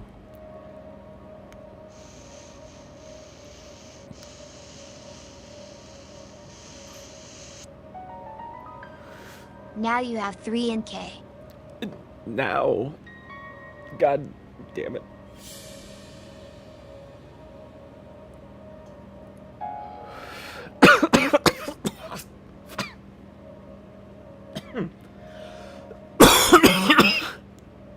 Oh, that was a good one. We need to keep this a secret. Just between just between us. Just between us. My eyes are watering now. It'll be fine. Oh God. We've already cleared animal testing.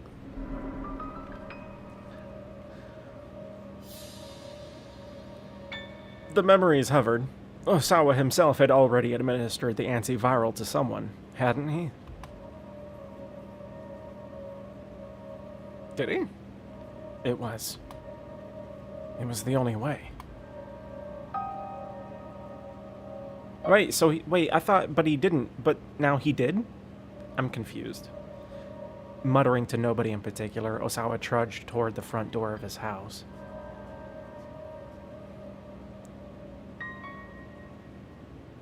Well, now you're making me do 3 memes. But I'm not doing the meme. I'm not plugging in the camera. So those 3 ones are going to be done later. Burp crut between sounds FF nukes us.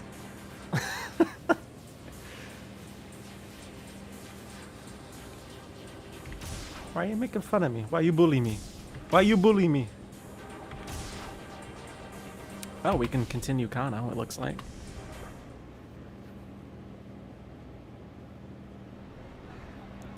Therese also a literal 1 in 3. That's good. Wait, is there another? Well, I already did the literal one. Oh my, oh Jesus fucking Christ, you guys, seriously. How, I can't keep up with this. I can't keep this up. Hold on. What do we got? Hydrate? I can hydrate. Ah, I was gonna make you sexy dab for sofa. There's the hydration. Why are you making me do push-ups? 2 literals. I'll do 2 literals. And then we'll, oh God, my lungs, my throat. Okay, that's fine.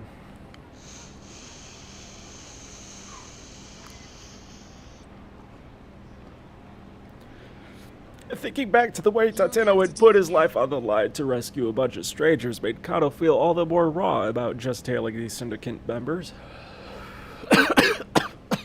It's too late. It's too late. We're We're doing it live.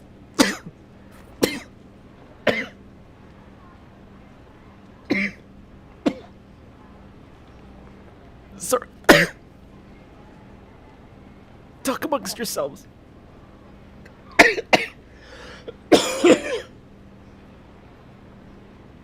Alright, I'm good. Alright, thinking back to the way to blah blah blah made me feel more raw about tailing these syndicate members. For a stream, you have to read all the way through. You have to read all the way through it while coughing? I mean, I can.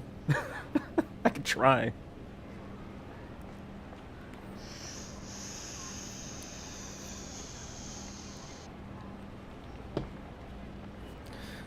Letting the crooks just wander around wasn't going to bring Maria Osawa to safety.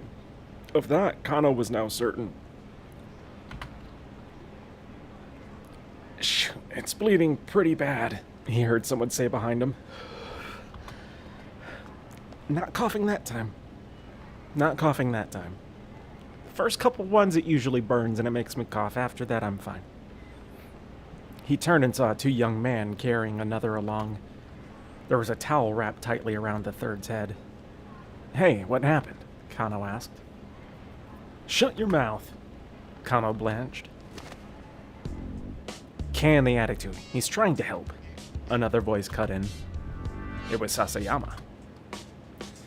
Had he finished dealing with the girl by the station then? What happened to your friend? Out of my way, man. I ain't afraid to kick your ass. Look, cut the crap and let me take a quick look. Sasayama unwrapped the towel from around the young man's head. Ooh, that's nasty. The young guy was a little more than a kid. His head was soaked red with blood. He appeared to be unconscious.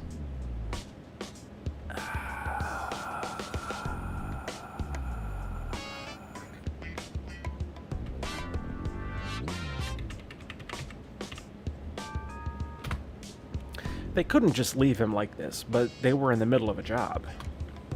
They should probably call Juvenile Affairs. If you don't know, go ahead and read that. Take your time. I'm not fucking reading it. My lungs are still burning. Not gonna lie. Okay, I think that's enough. Kano took out his cell phone so he could call the precinct. But Sasayama stopped burning. Stop burning. Stop burning! Just stop burning. I gotta go. Fuck. I'll probably be back by end of stream is. Alright. Be safe. But Sasayama stopped him, then showed the two youngsters his badge. Oh crap. You a cop? There was some story in there too. Sasayama nodded. Who you kids with? The Bamfs? SOS? In case you don't know, the Bamfs, Shibuya's #2 gang, its leader, Sohei Ikari, has gathered up some big mean dudes in an attempt to make Shibuya his turf. The gang's leadership is inferior to that of SOS, but on an individual level, its members tend to be stronger in a fight. Word is that the rise of the Bamfs is one of the reasons SOS has been growing more combative recently. SOS, admitted one of the young men after some hesitation. Who attacked you? Yo, it ain't like that. What was it like then? Infighting? The young man was silent. Sasayama must have been right on the mark. In the course of his police duties, Kano picked up a fair amount of street gossip from the young people in Shibuya. Lately, the scuttlebutt about the legendary SOS gang was that they were dealing with some internal strife. Look, don't worry about it, I get it. There's a hospital just down that way. Hurry up and get him there. The young man batted off Sasayama's offered hand, then quickly hauled his friend away. Sounds like SOS is on the verge of breaking up with all this infighting, huh? Kano asked. He kept his eyes on the young men as they headed off. Yeah, seems like it's been pretty rough. You know, with the original leader leaving and all. The detectives in Juvenile Affairs were well acquainted with SOS's original leader. In case you don't know, it's the character that we played as. The stories were like something out of some after-school special. Imagine everyone actually speaking English this whole time, lol. There were tales of them taking down gangs who sold drugs to kids, or breaking into Yakuza front offices to save their friends. The detectives with juvenile affairs took these stories with a grain of salt, but if there really were young people like that out there, Kano hoped to meet them someday. But you did, you silly goose. You just didn't know it. Or in this timeline. Technically. Okay. The detectives had to hurry to catch up with the man they were tailing. He was still strolling along, seemingly in no particular hurry. They kept him in sight as he crossed another pedestrian overpass and circled back around. Still following the same MO, huh? Sasayama grumbled. Guess so, Kano said. How'd things go with the girl? He was careful not to take his eyes off the mark as they talked. I managed to calm her down and get her on the train. She was going on about how she wanted to go someplace far, far away, but whatever. It's all good now. I feel kinda bad about the whole thing, Kano said. Well, she's not pertinent to the case anyhow. Guess it's back to dogging this guy. Sasayama nodded toward the suspect, looking none too pleased. I think I accidentally turned that off. Yeah, I did.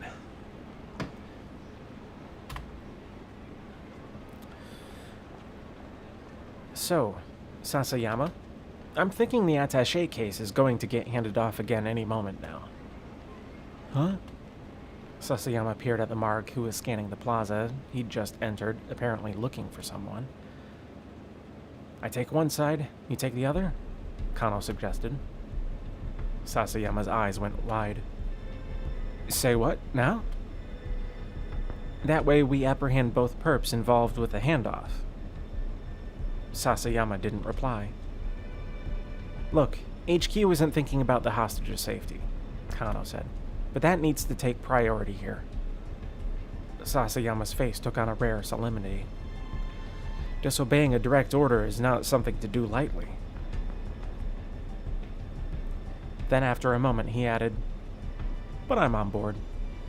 I'm sick of all this wandering around anyway. That's the Sasayama I know, Kano replied with a chuckle. Sasayama gave him a silent thumbs up. I'm not gonna lie, trying to read all this after coughing up a lung is a little difficult. The two detectives took up position on opposite sides of the plaza. Kano called up Sasayama on his cell phone. You ready? He asked. Just give the word. There were only two non-Japanese people in the nearby crowd. Both were eyeing their surroundings anxiously. Kano was certain the handoff was about to take place. And sure enough, he looks like a fucking backup guitarist for some metal band from South Dakota. Like, very specifically. Dictum number 3,456,545. Always keep your mouth moist, or risk injury and harm. You're not wrong. You're not wrong. The second man approached the one holding the attaché case. Fucking Yo, Wizard Harry. Oh, fuck. I never watched that movie, honestly. That's like the only quote that I know, and I have no idea who said it. So, that's a quote I know from a movie about wizards. I know about space wizard movies, though. Star Wars, I know a lot more. This man has blonde hair but a black beard. After exchanging a scant handful of words, he took the case and walked off. Sasayama? I'll handle the guy with the case. Got it. Sasayama broke into a run, chasing after the man who'd taken the ransom. Kano hung up his phone and rushed to close the distance with the other man.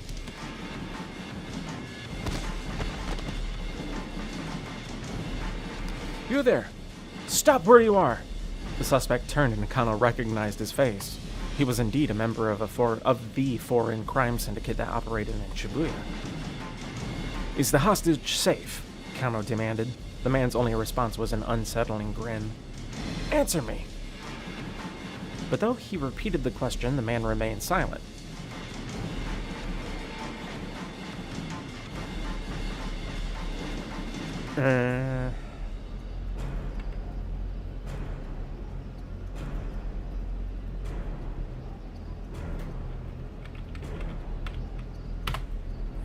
He took out a pair of handcuffs and reached for the suspect's wrist. In case you don't know. Kano finna get shot again. Probably.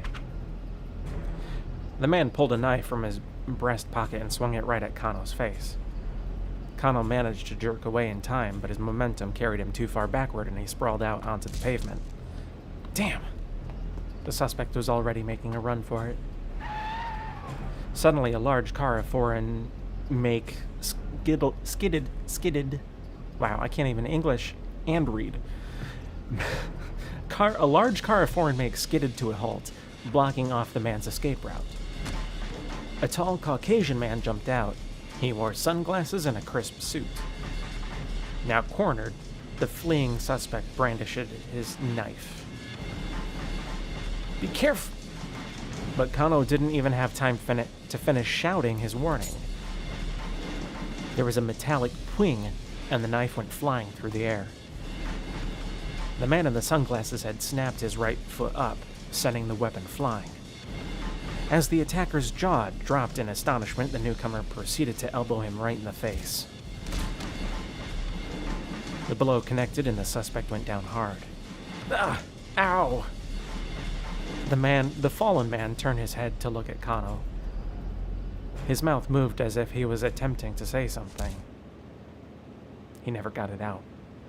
The man in the sunglasses kicked him in the face. With a groan, the perp slumped down unconscious. Hey!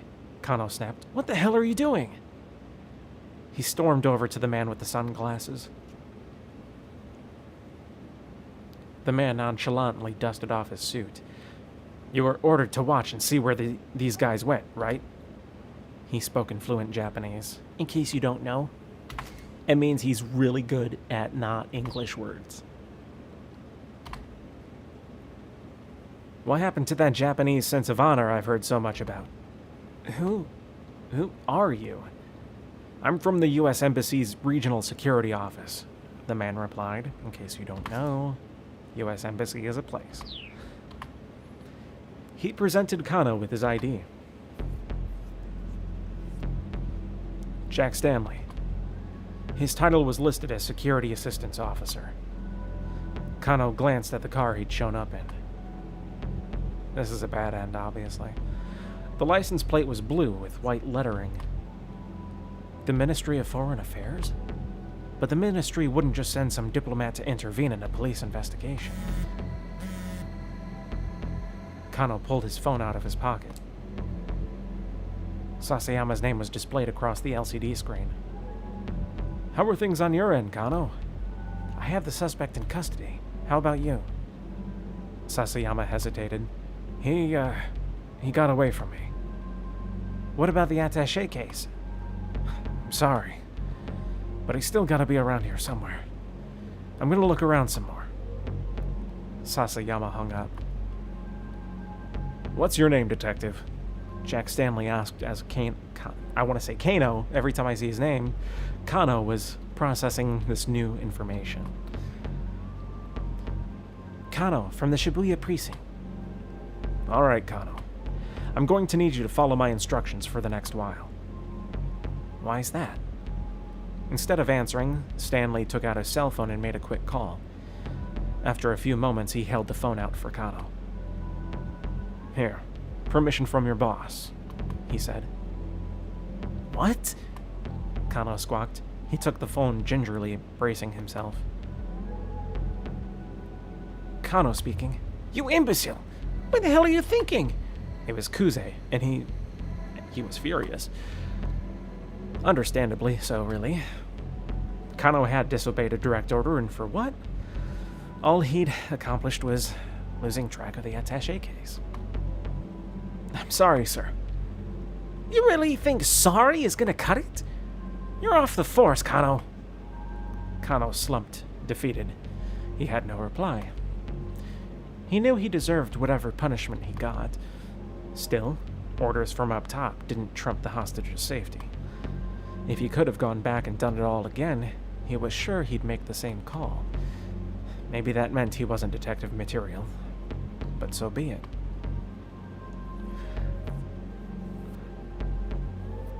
That's what I want to tell you, Kuze continued. But for now, I need you to follow the instructions of the guy there, Stanley. Do whatever he tells you. Sir? Kano hadn't seen that one coming. He disobeyed orders. That was undeniable. And yes, he knew he deserved a reprimand. But being ordered to tag along with some stranger who just turned up out of the blue? What the heck? May I ask why the U.S. Embassy is involved with this? No more questions, Kano. Step in line. Please, just hold on. Sir, I have no idea what's going on here. Kuze let out an exasperated sigh. That makes two of us, kid. And with that, the director hung up. It sounded like even Kuze didn't have the whole story here, which meant that orders were coming from someplace higher. A foreign syndicate moving the ransom around the U.S. Embassy. Whatever was going on, it was more than just a local kidnapping case, and Kano was deep in the middle of it. He handed the phone back to Stanley. A few moments later, two detectives from the MPD arrived on the scene. Stanley handed over the fallen criminal to them. You're chasing a bum lead, you know, Stanley said as he watched him carry the man away. What do you mean? Kano said. I mean, this kidnapping isn't about the money. My priority is the girl's safety. Right. Now your priority is doing what I tell you to do. Kano gave him a scowl, but Stanley ignored it. That guy we just, arrested, he asked. He tell you anything? No, nothing, Kano said. Really now? All trace of emotion drained from Stanley's eyes. His gaze pierced Kano like icy daggers. It held a glimmer of something dangerous, something Kano had seen plenty of times since he joined the force. He wasn't looking into the eyes of some diplomatic liaison. No, this was a man who knew how to kill, who'd killed people before. With some effort, Kano managed to regather his sense of professionalism. He didn't tell me anything, he repeated. I just know that he's a member of some foreign crime syndicate that works out of Shibuya. I probably know some of their hangouts. Show me, Stanley said, cool as an automaton. We'll take my car. Kano wiped away some of the sweat that had beaded on his brow as they headed for the vehicle. He was just sliding into the passenger seat when Kuze radioed over the wireless. Okie dokie, folks, listen up. The childish tone was back in his voice, full force. Kano stiffened on reflex. He knew what that meant. So, Hitomi Osawa has, gone missing. What? Kano couldn't believe his ears. Wasn't Tateno supposed to be protecting her right now? Also, Detective Tateno hasn't radioed in. And, we can't reach him from our end, either. The plot thickens. No way, Kano blurted. It can't be. So yeah, Kuze continued, he might have gotten caught up in this incident too. It wasn't like a detective of Tateno's stature to go incommunicado during an investigation. It could only mean that something had happened to him. Something major. Maybe the guy with the gun, I'm thinking the guy with the gun, thinks that you're a kidnapper. when you're playing as Achi, because he's a detective.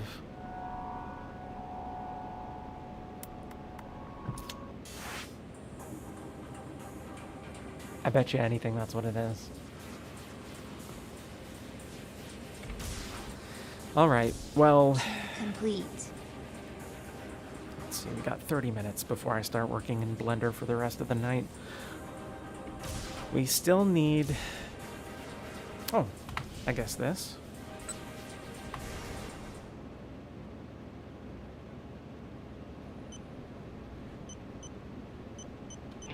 Hitomi began typing out a response. Achi watched over her, wild speculations running through his mind. Exactly.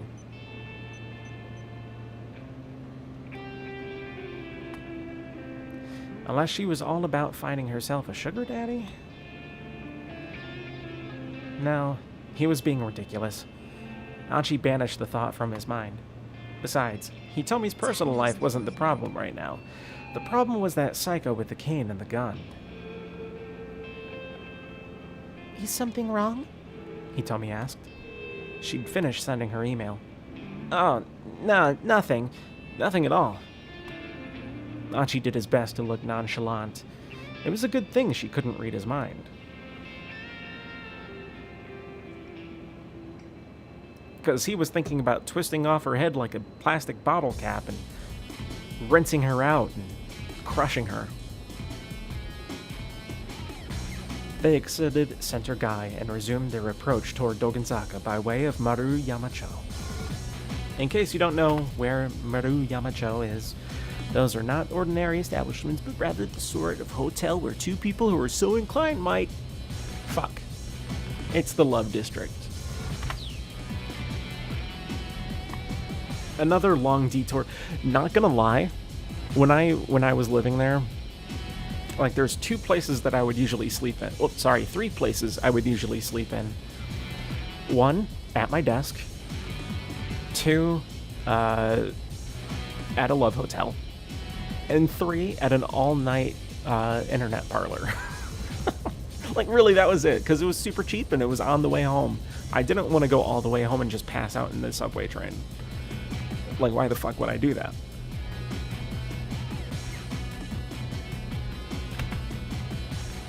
Love hotels are fucking cheap. Pay by the hour? Love it. Although the themes are a little bit weird sometimes. You mean to tell me that you wouldn't like a honky man to clean out your insides? Not, well, I mean, I don't know how to answer this. Yes and no, I guess.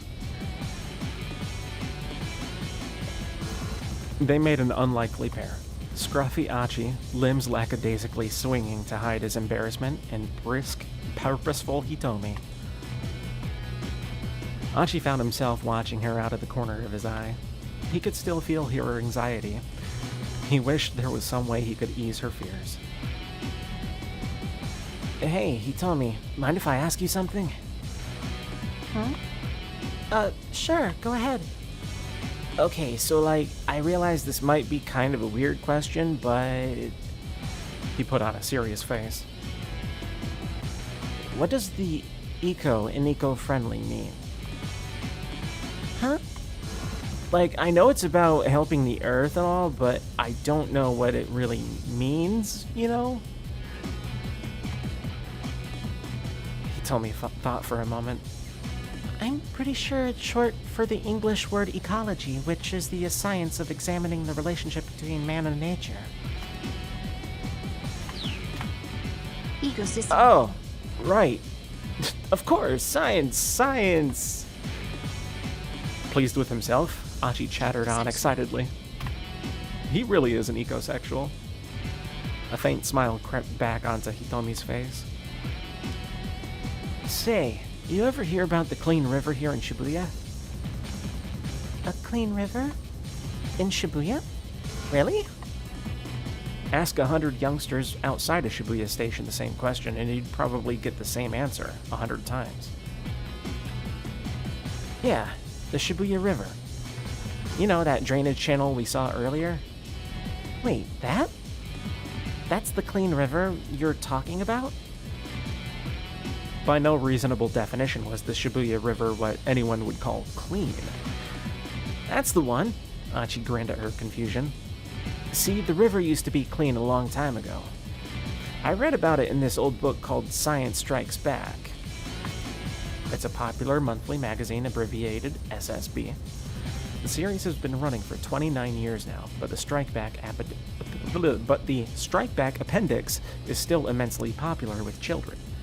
The woman who handles the home deliveries is known as the SSB lady, and children wait excitedly on the 25th of each month for her to make her rounds. I used to have that book, Hitomi chirped, her eyes wide with excitement. You're talking about that bit with the river that got turned into a song, right? So many of these. I am actually familiar with that song.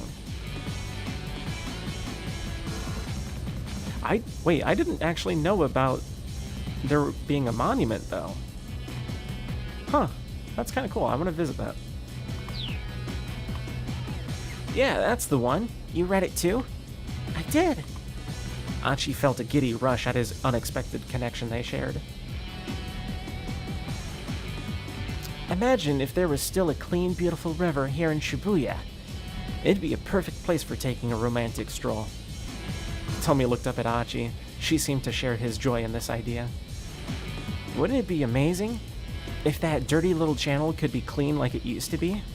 It would. Maybe as amazing as the look on Hitomi's face right now, Achi thought. Hitomi, tell me some more ecology stuff. Hit me with whatever you got. She seemed happy to oblige, and so as they walked along, Hitomi explained the bits of knowledge she'd picked up over the years. Achi was quiet, hanging on her every word. The return to Dogenzaka became an impromptu environmentalism lecture. Hitomi continued until she'd exhausted her ready knowledge. Did you know that octopuses throw their penises to mate?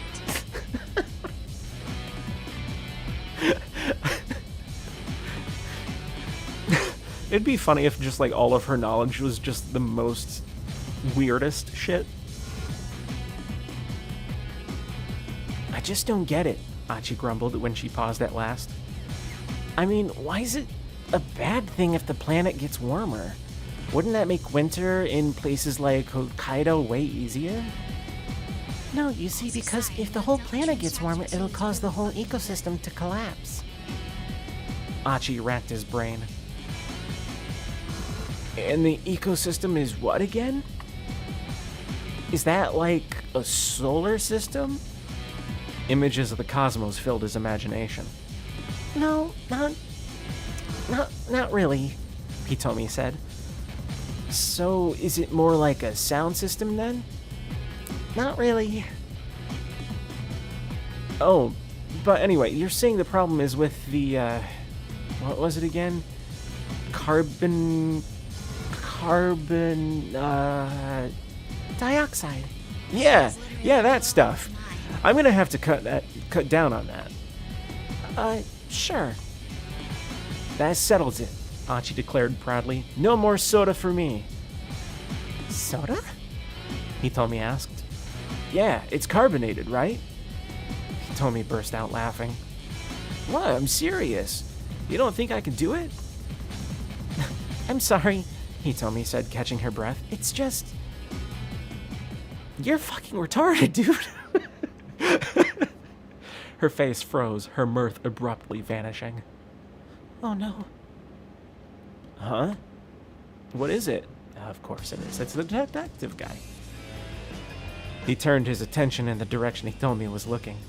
The man with the cane was bearing down on them. Oh, come on. You've got to be kidding me. He grabbed Hitomi's hand and ran.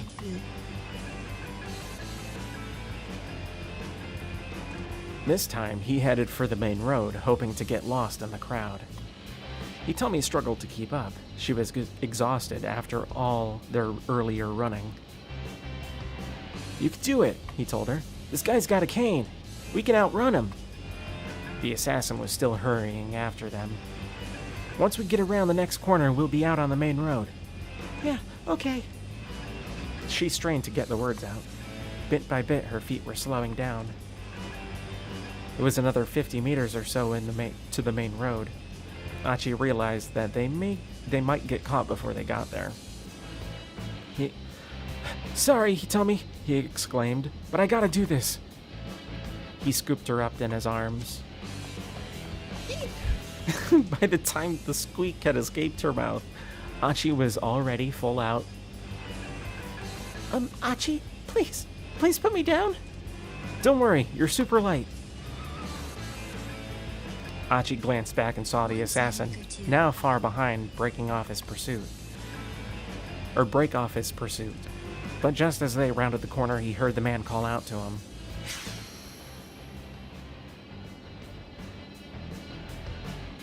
Achi almost stopped on reflex. Hold on. Did he just shout my name? How the heck does he know my name? Quaking with unease, Achi slipped into the crowd. 'Cause that's the fucking detective. He probably got a heart attack or some shit. Achi, could you please set me down now? A meek voice pulled him from his panic. Huh? He looked down at the girl in his arms. People in the crowd all around them were watching and chuckling. I mean, I'm really happy you saved me and all. Yeah, he looks. But being carried around like this is, Hitomi was blushing beet red, but Achi's expression had gone pale. Achi, wait! Had he really heard that right? That's what it had sounded like. He set Hitomi back on her feet, then used his shirt sleeve to wipe the sweat from his face. You okay? When we were running just now, did that guy say anything? Not that I heard, no. Huh.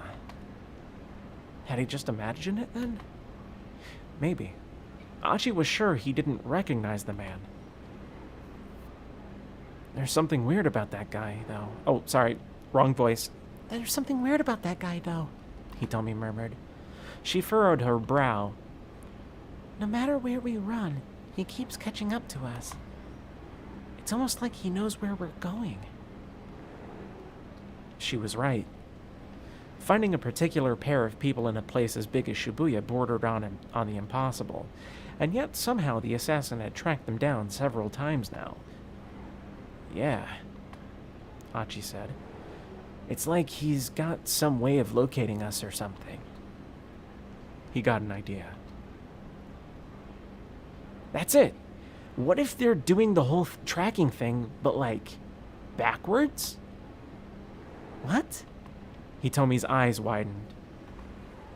Okay, so you know how in police shows they always stick a tracking device in the bag with the ransom money? Like that, but backwards. Backwards? Yeah, like instead of putting the tracker on the money, they put it on you. Hitomi frowned. I don't see how I could possibly have a tracker on me, she said. I mean, I'm just wearing my clothes from home. Oh. Huh. Well then, how is he doing it then? Barely a moment passed from the moment he got the words out of his mouth. On you, knowing you. Once again, the man with the cane stepped out on the road ahead of them. It really did seem as if he'd known exactly where they were going to be. How the hell is this happening? Achi groaned. He reached for Hitomi's waist, ready to pick her up again. It's okay, I can run by myself. Achi took her by the hand instead, and they raced into another alley. This guy just will not give up. At the far end of the alley, he could see a forklift parked beside a pile of cardboard boxes. Achi decided to throw the boxes or hop into the forklift and drive it. I'll do the boxes, because that's going to be, I think those are going to be the boxes of the burning shit. The burning shits, literally. Ugh, Achi snatched up the nearest box, turned and threw it at the man with the cane. The box was filled with something. Something heavy. This ought to do some damage. He watched with satisfaction as it struck the assassin in the face. The man staggered sideways. Here, have another one! One by one, Achi hurled every box in the pile. And one for the road. The last box wasn't properly sealed. It broke open as it struck their pursuer, sending several bottles flying. They shattered as they crashed onto the street, splashing red liquid. The assassin dropped to one knee, scrubbing at his face with his hand. Oh no! Instead, we just fucking blind the guy. He's already a fucking cripple. And now we're blinding him. This is like the most unintended hate crime of all kind. She looked on in surprise. He couldn't possibly have hit the guy with that hard. Ever been pepper sprayed? Peering at the man more closely, he saw that he was spattered in red liquid. Oh yeah, I have. It was mainly just for shits and giggles one time, and then the other time it was for money. But that's a whole different story. We're not going to go down that road right now. Peering at the man more closely, he saw that he was spattered in red liquid. Apparently the stuff in the bottles had gotten in his eyes. Now's our chance! Achi took off with Hitomi, leaving their pursuer kneeling in the alley.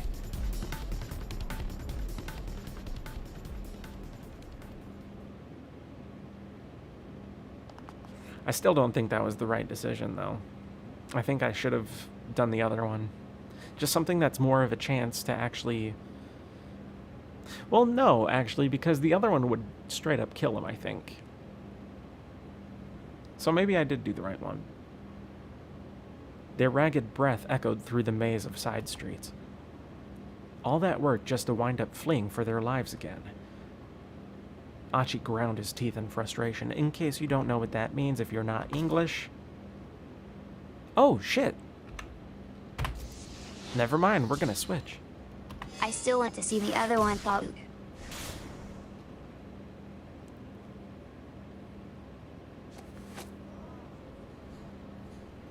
Minorikawa took a look at his wristwatch and gritted his teeth. Damn, is it that late already? He needed to head for the sales demo. The surveillance camera article wasn't done. A surveillance camera? But he just had to leave it where it was for now. As he was slipping his laptop back into his bag, his cell phone rang. He looked at the screen and saw Chiaki's name listed as the incoming caller. Was she done with her interviews? Hurriedly, he picked up. Chiaki, how's it going? Several wet sniffles came through the receiver. Hey, are you crying? It's no use. Chiaki's voice was indeed punctuated by sobs. People won't stop to talk, no matter how hard I try. Oh, come on. This again? Really? I can't do it. Don't worry about paying me. Just let me go home. Minorikawa was already operating on a too tight schedule. He didn't have time to worry about Chiaki on top of it all. Look, just slow down and take a breath. Try and keep it a little longer. He should have seen this coming when he first called her. Her shyness was practically pathological. But if he cut her loose now, all this frustration would be for nothing. The thing is pretty cool. But I can't do it. Chiaki whined again. Please, just forget you ever... Oh, sorry. Please, just forget you ever called me. And then she hung up. Before Minorikawa could get another word in. He tried calling her back, but she didn't pick up. Damn it, Chiaki. Don't you dare bail on me. Leaving money for his coffee on the table, Minorikawa jumped up and bolted from the cafe.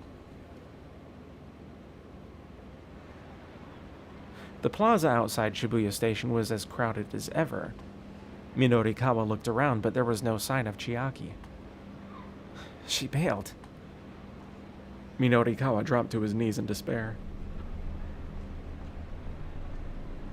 His last hope had up and left. There was no one else he could even ask. Damn it. All right, then. Fine. I'll do it myself. He dragged himself back to his feet. All right, listen up, he shouted at the passing crowd. I'm doing street interviews here, starting now. You guys, shut up and help me. I mean, don't shut up, but help me.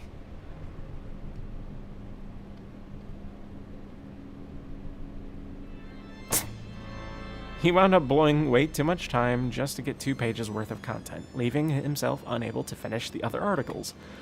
In the end, the issue of 4-star general gossip never made it to the newsstands, and Heaven Publishing went down for the count.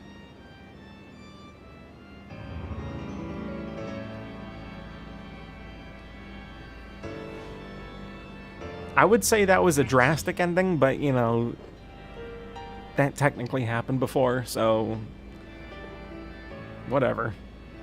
I already know why she called it quits.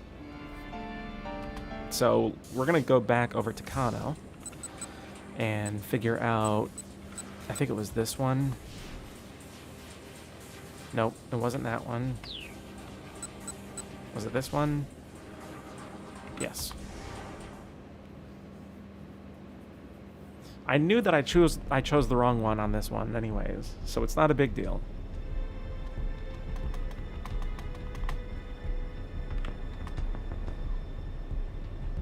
She can't be involved with this, can she? Sasayama flashed him a skeptical look. Don't let your preconceptions get the better of you. Could get you killed. In case you don't know, that's the definition of preconceptions. Moving on. I didn't know it until after I answered the question. And then after talking to her, I was like, oh shit, this is the fucking writer. And I had a feeling that she was going to quit after that at some point. I just didn't expect it then. I know that, but still, she doesn't come across as involved to me. Kano knew better than to judge people based on appearance, but he was still convinced the girl wasn't part of this gang. She just struck him as far too, well, inept, really. Alright, I'll go look into the girl, Sasayama said. You keep following the attaché case. Kano nodded and hurried after the man. The man's black garb made him stand out in the crowd at the intersection, and so on and so forth. The rest of it's going to be the same from here. So... Oh wait, no, it's not. It's not the same. Can we still at least see how she run over the old man? Oh, it's not the same. Oh, it's not the same. We gotta go back.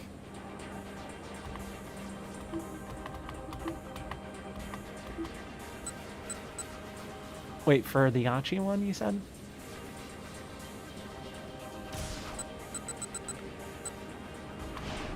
Okay, you want to see an old man die? Yeah. Alright. This guy will just not give up. At the far end of the alley, you can see the forklift. So we're going to hop into the forklift. This ends now. Achi leapt into the forklift and hit the ignition. The engine roared to life. He lowered the forks and stepped on the accelerator, picking up the pallet of cardboard boxes as he charged toward the man with the cane. The tower of boxes struck the man with a thud. Achi kept accelerating, driving him back a good 10 meters or so. The gunman let out a low grunt at the impact. Achi then hit the brake, shifted back into reverse, and hit the gas back again, backing up as fast as he could.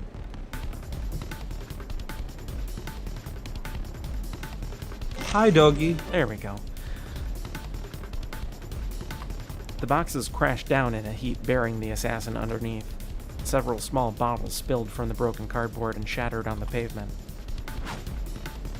Hey, what the hell are you doing? A middle-aged man in a sanitation uniform had come running at the sound of the forklift. Sorry, man, gotta run, Achi exclaimed as he jumped from the vehicle. Don't forget to recycle that glass. He took Hitomi's hand and sprinted away down the alleyway. The sanitation worker glowered after him, then turned and gazed despondently at the jumbled pile of boxes and broken glass. I still don't think I did the right decision on that one with that one. Asshole. I think it's the other one. Their ragged breathing echoed through the maze of side streets. All that work just to wind up fleeing for their lives again. I would assume from here it's the same. Let's see, we still got a little bit of time. He told me, he groaned when they slowed down to catch their breath at last. I'm so sorry. He told me he was nonplussed. Sorry? Whatever for? I keep saying how I'm going to help you, but instead I just keep putting you in danger. Achi, no. If you hadn't been with me, I'm sure I'd already be... No! Achi hurried to cut her off before she could finish. Don't go there, please. He sighed, then spoke again more quietly. I just want to help you. Clenching a fist, he looked up at the sky. A tiny sliver of blue was visible through the narrow gap between the buildings. He told me hung her head. Honestly, I can hardly believe how much you've done for me. No, that was the wrong voice, but whatever. I do appreciate it, but still. The lengths you've gone to. Achi looked at his feet, then drew himself up. Well, I admit it's not just because of some gut instinct, or your love for the environment, he said. There's another reason I'm doing this. There is? Achi paused, searching for the right words. I've got a little sister. Her name's Suzune, rather. She's cute and smart, kind of the exact opposite of me, you know? His voice took on an uncharacteristic solemnity. But she's got a weak heart, so she's in the hospital. Oh, I'm so sorry to hear that. But what does that have to do with wanting to help me? Back when Suzune was first admitted, I'd go and visit her every day. But she...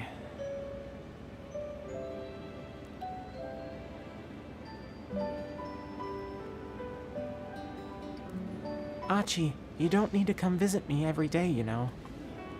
The quiet hospital room made Suzune's voice sound all the more frail. What are you talking about? You know I'm worried about you. I'll be fine on my own, really. Achi had heard that line before.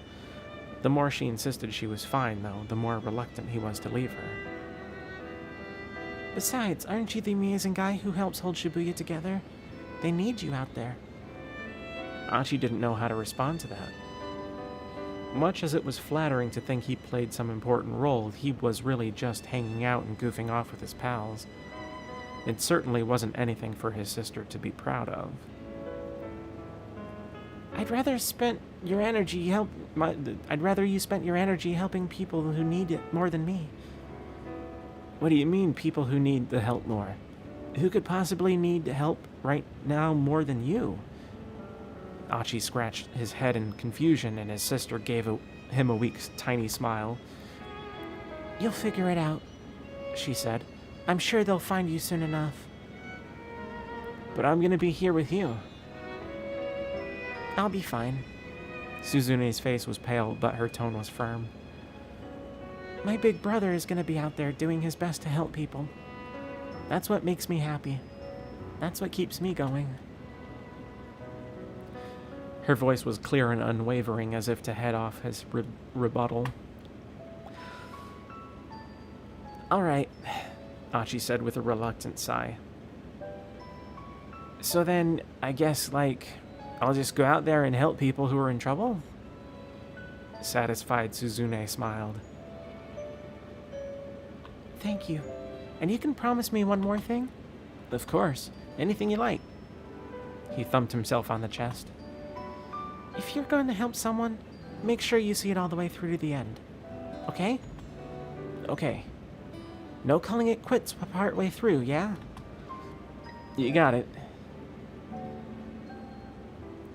I just worry, Suzune said.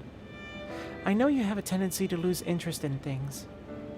Look, don't sweat it. I swear I won't give up on this. Archie stuck out his pinky finger. But I want you to promise me something in return. Promise me you won't let this thing beat you. Suzune broke that promise immediately, 10 seconds after. Excuse me, princess. May she rest in peace. Suzune hooked her little finger around her brother's. Her sad, small smile, fragile as glass. I can't English right now. I've been doing this for almost 3 hours. I'm dying inside. My mouth is dry. Hold on.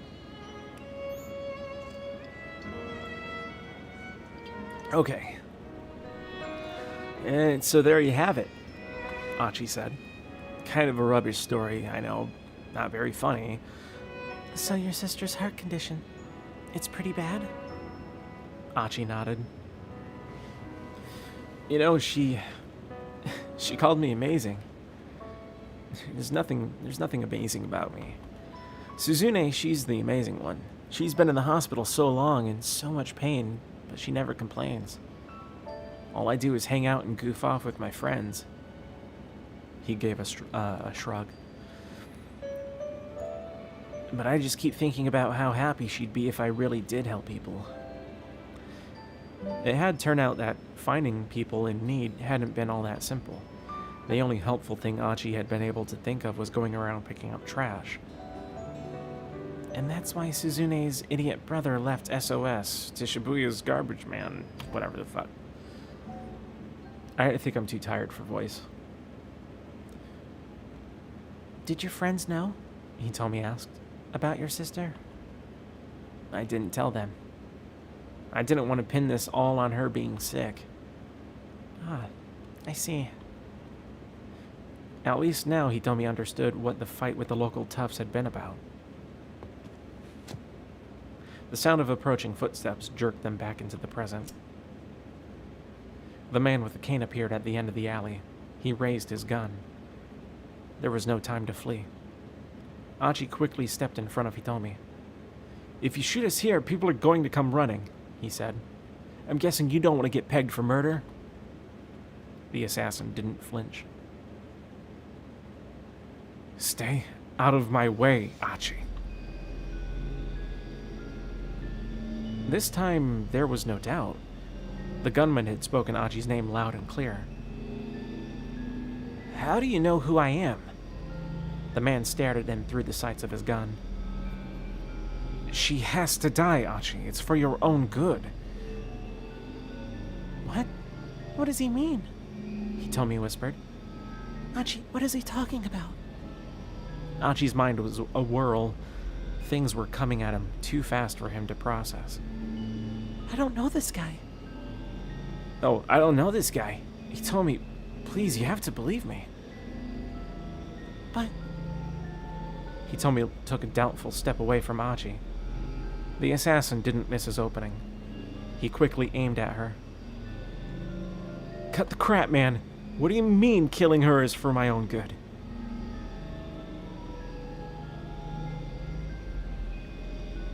Once she's dead, you'll understand. The gunman's finger tightened on the trigger.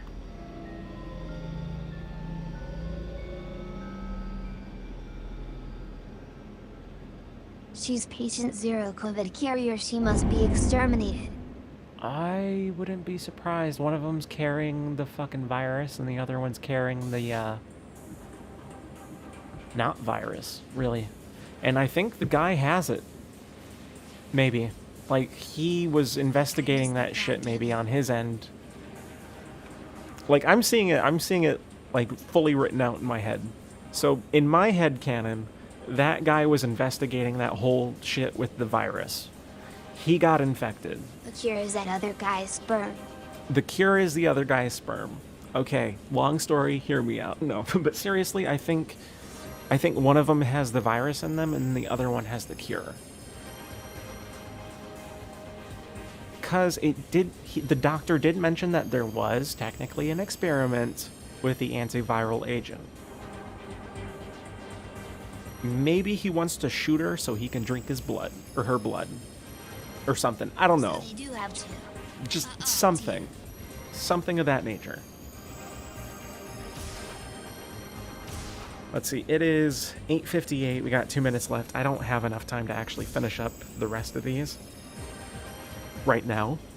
Obviously, I'll be back tomorrow to do more of this. In the meantime, I'm going to go over to a site that shall not be mentioned on public sites and work on Blender. So, everybody else, I hope you have a wonderful night. Take care.